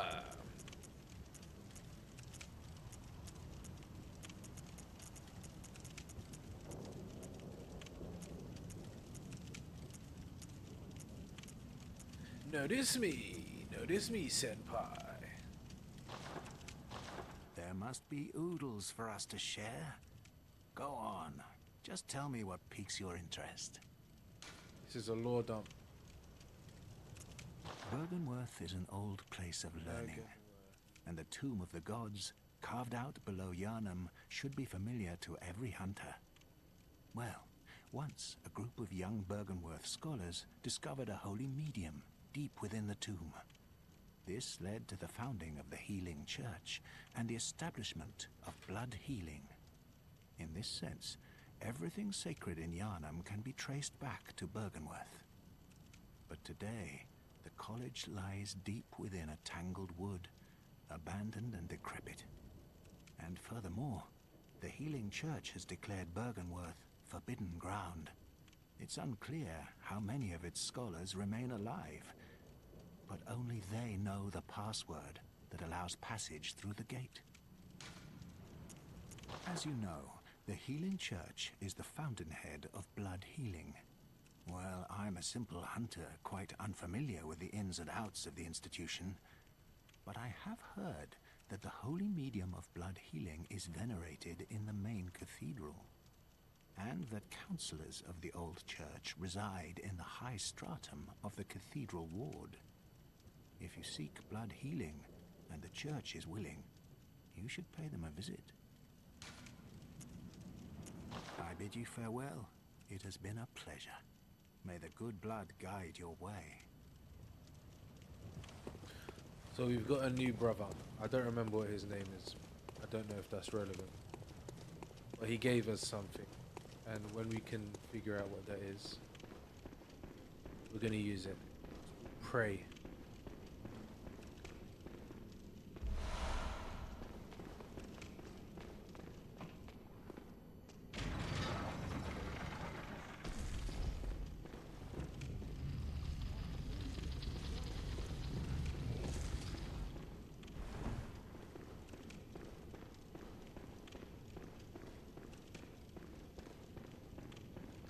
See, this doesn't seem like a good place to be heading, and I want to go to bed.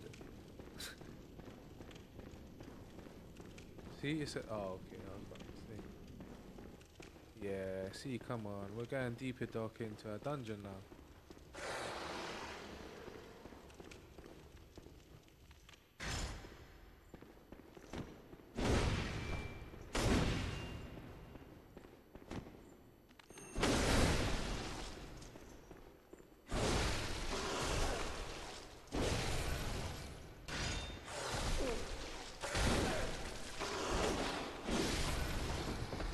That nearly jumped me still.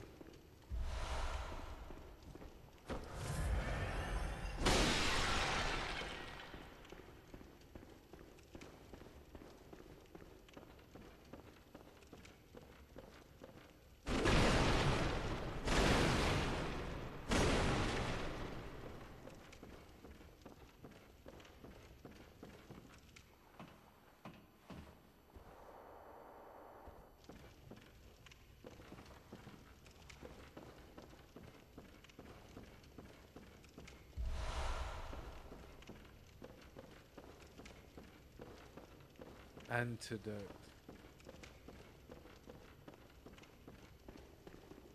Boy, lamp.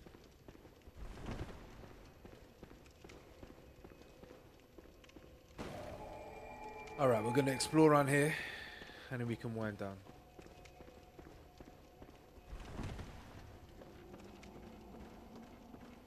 Nothing.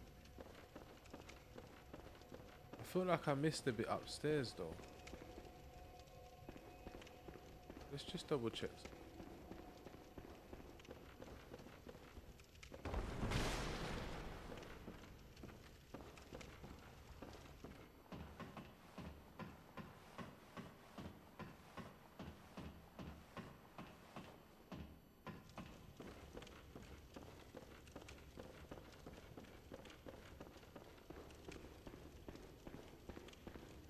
Yeah, because we came straight down here.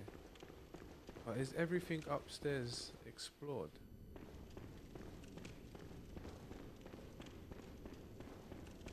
Because I feel like we came this way, but there's another route you could take out here that we didn't look at.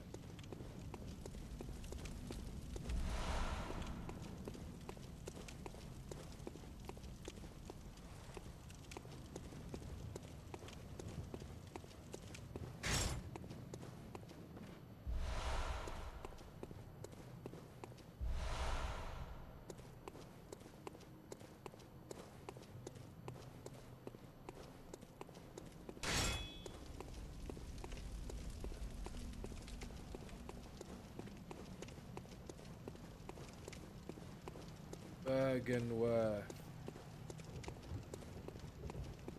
I should try and find that Bloodborne comic. Sign off.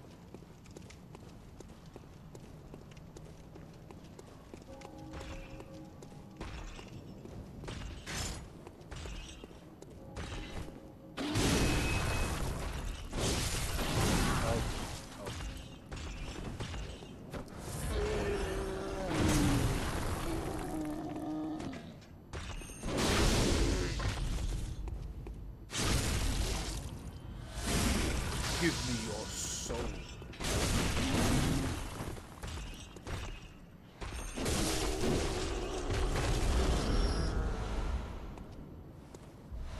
The bigger they are, the harder they fall.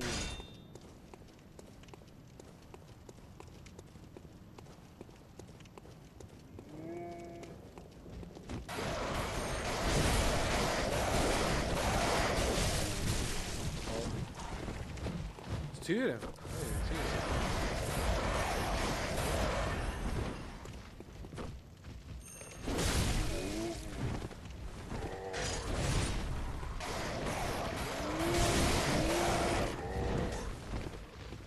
Are they saying die?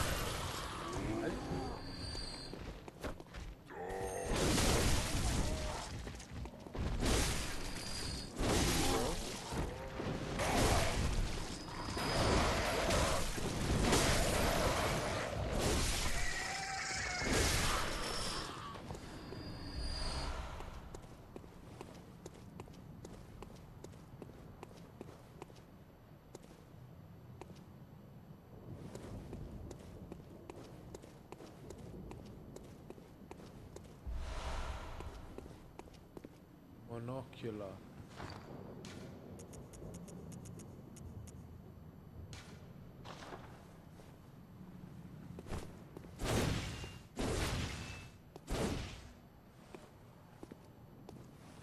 Is this a different mode of the game or something? I'm so confused. I feel like I'm gonna fall off the edge.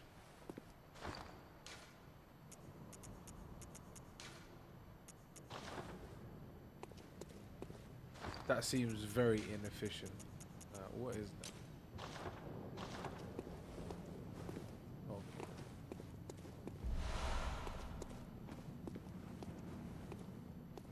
Is that as far as it goes? Because what am I supposed to be looking at over here? If that is the case.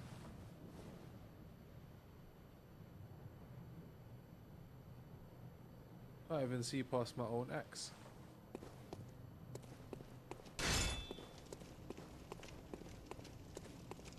Man's getting Well, I mean, I don't really consider those beds a threat. It's like, yeah, you can gnaw at my ankles. It's just easy to clean out, isn't it?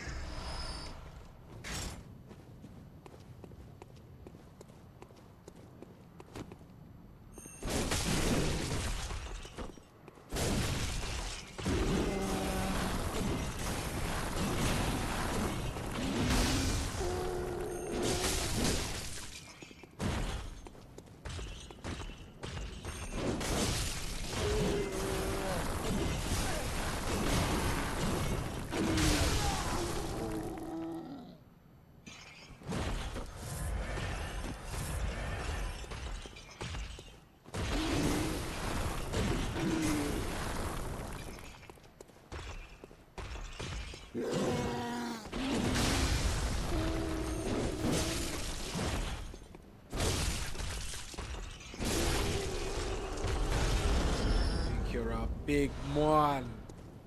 Get out of here. The moon is rising.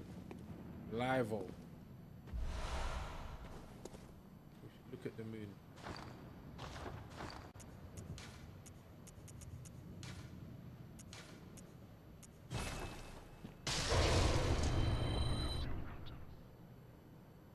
Did you hear that?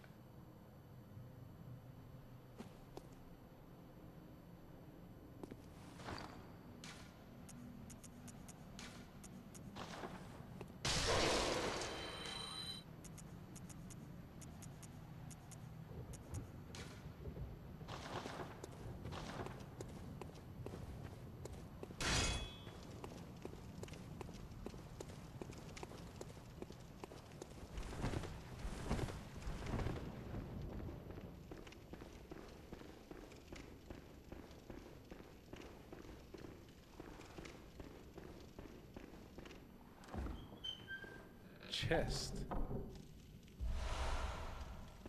Tempering blood gemstone. Interesting.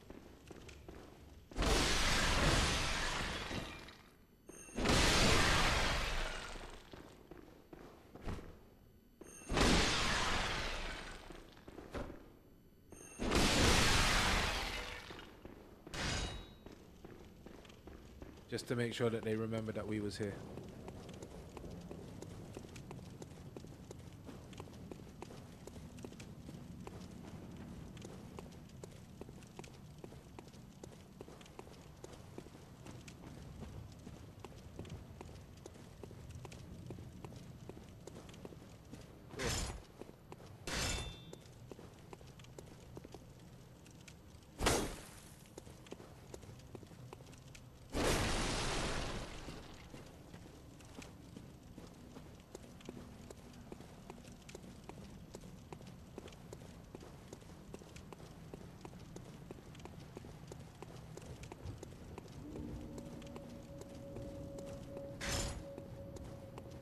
It's just an eerie game, man.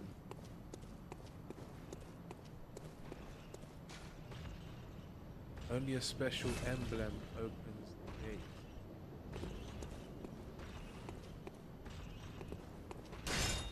Okay. I guess that's the next thing we gotta do then. Let's go level up quick.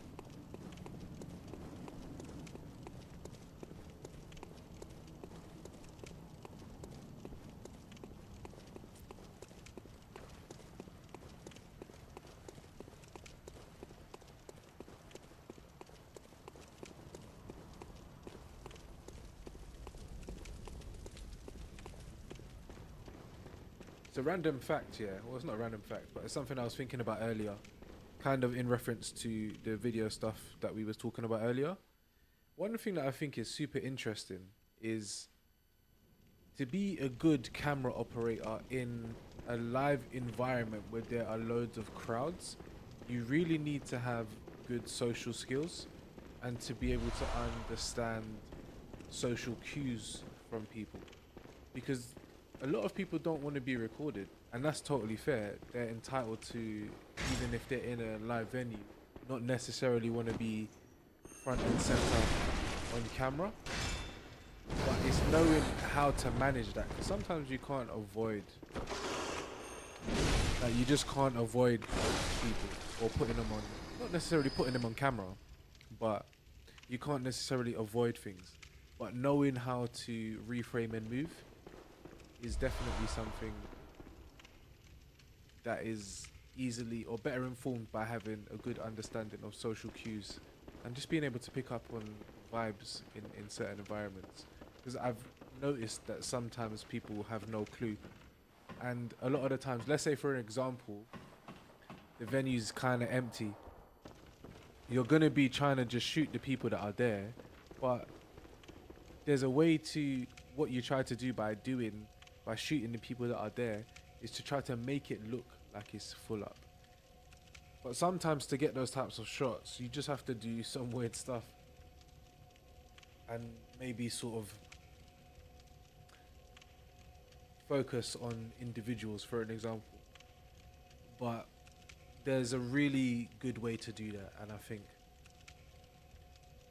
learning or at least appreciating what you're doing and understanding what your mission is, knowing that you need to be able to capture the environment without being intrusive. Like, you shouldn't be able to be noticed, whether that's by the people in the room or by the other operators that are trying to help you build the narrative for the people viewing the content.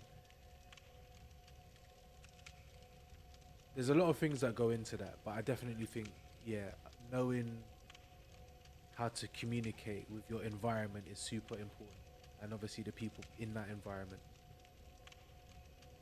being the main thing. Yeah, that's super important. Knowing your team makes that easier. Some people are just better at that than others. Some people are just robots that can get amazing shots, and they somehow manage to do both. And some people don't understand that there is a mix when you're doing certain things.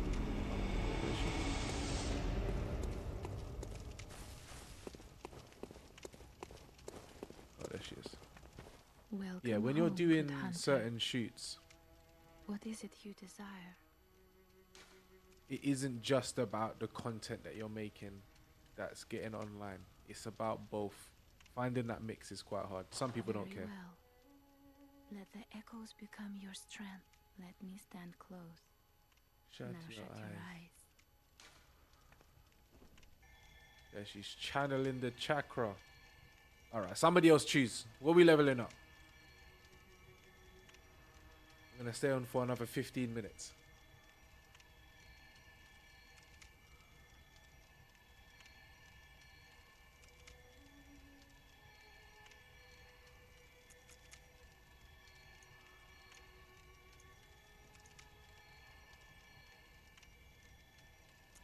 Nobody's really gonna choose. You're gonna make me choose again. That's so dry.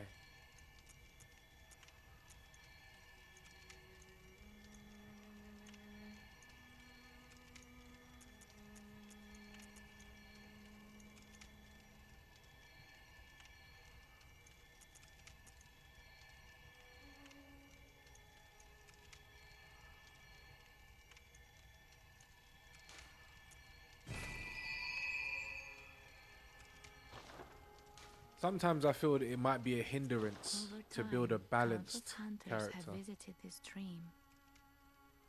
The graves here stand in their memory. It all seems so long ago now. Over time, the graves here.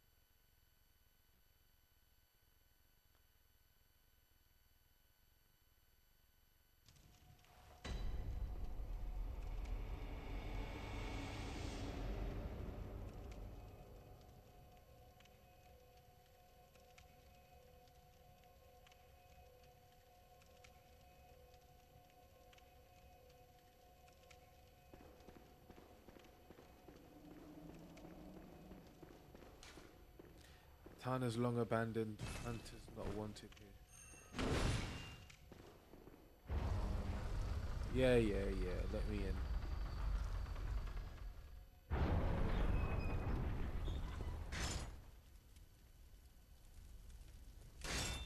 You there? Hunter! Didn't you see the warning? Turn back at once. Old Yarnum, burned and abandoned by men, is now home only to beasts. They are of no harm to those alone. Turn back, or the hunter will face the hunter. What was that thing there that just crawled away?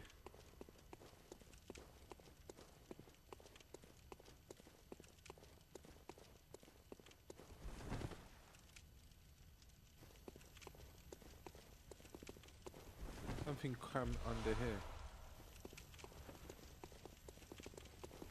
Something crammed under here. Something crammed under here.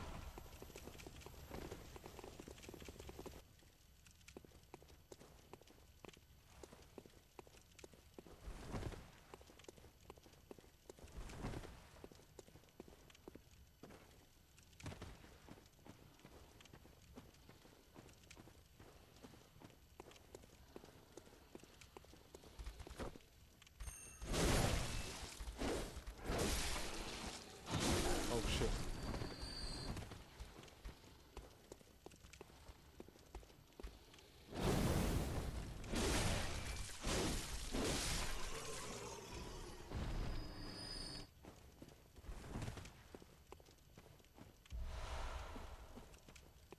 Hunter's torch.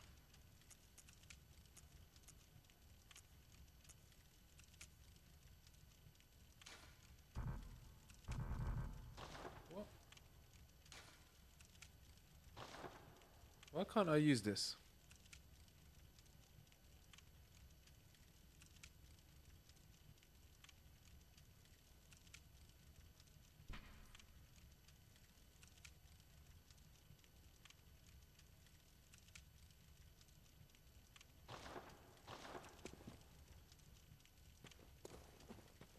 I need to figure out why I can't use that.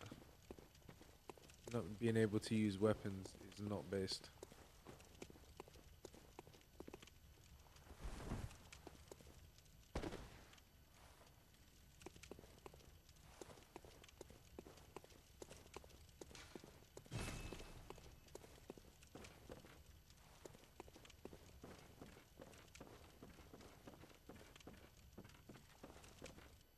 I'm so lost.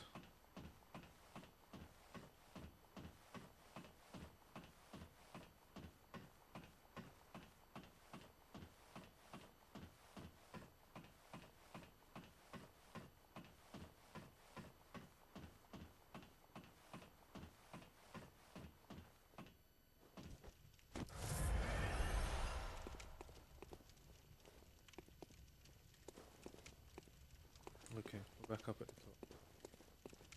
So this is obviously not the way.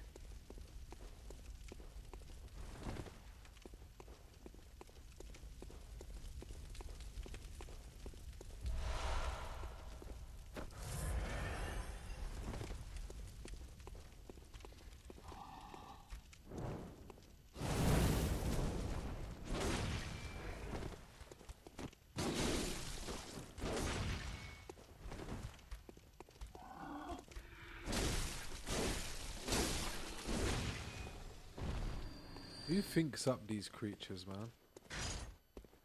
Vile beasts. Ooh.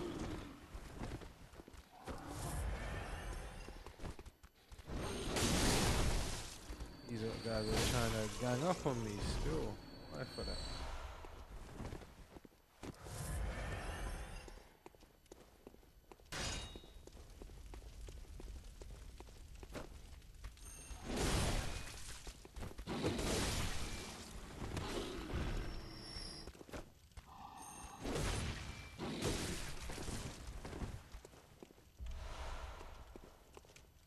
It's interesting that they have blood vials on them.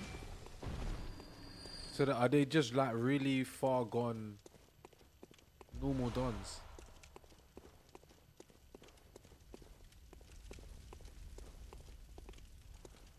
Because why would obviously I know item drops, you need to get them from somewhere, but is that part of the law? Because you could just put items in boxes, or just have more dead bodies of people lying around if that was the case.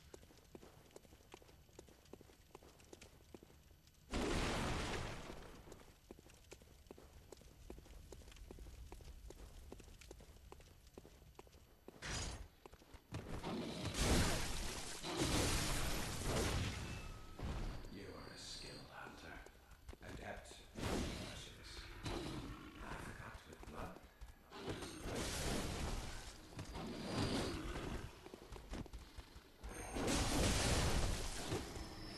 Who's that talking to us?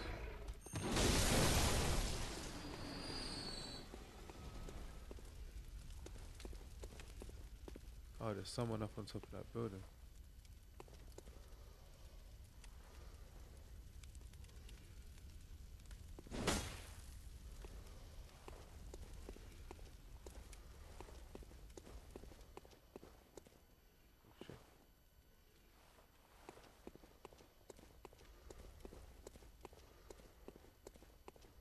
Which is why I must stop you.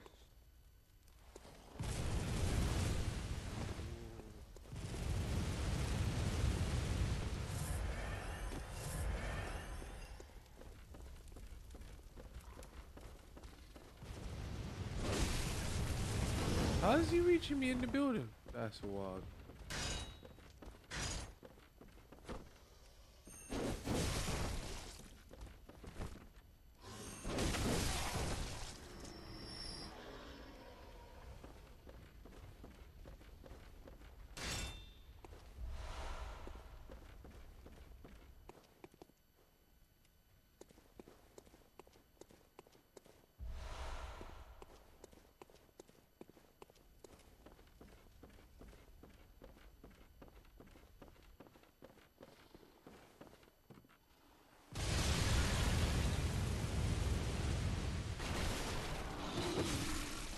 Oh, we're stuck.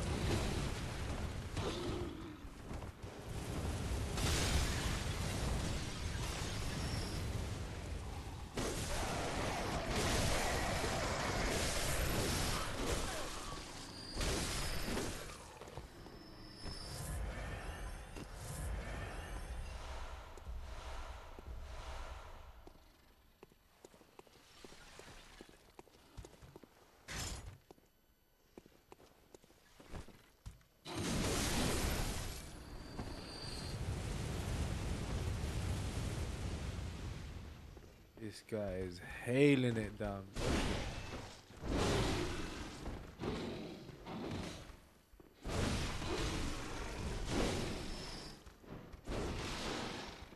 What is that?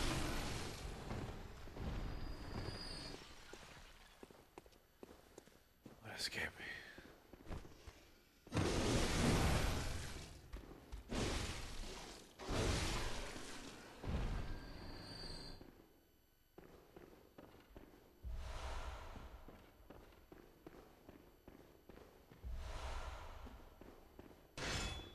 I kind of want to go back.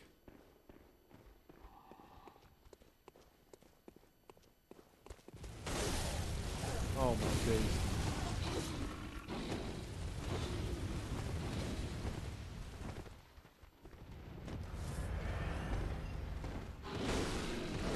I should think you still have dreams.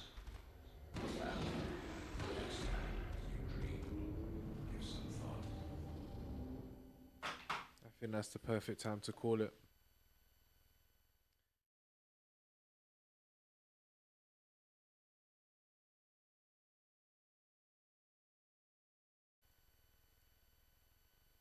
Yo, that game is exhausting. That means we have to go and get those blood gems back. Because obviously, we're going to end on a loss today. But I think we may come back tomorrow.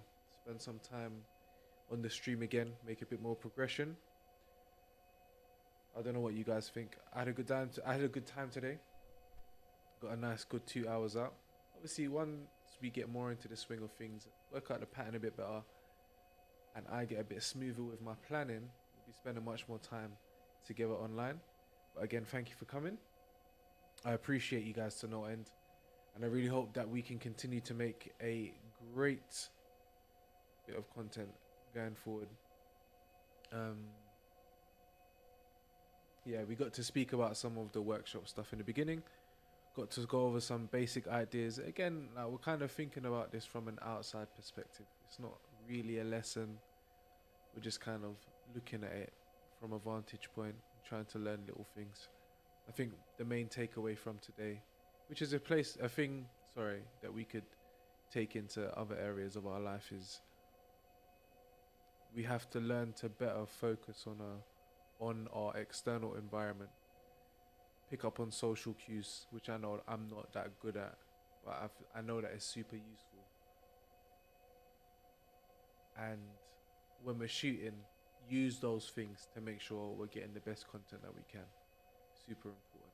Also in sort of being a good team player and just being a good individual on set. But yeah, again, you can extrapolate that anywhere. But again, I hope you guys have an amazing week, and I'll catch you tomorrow. Appreciate you guys.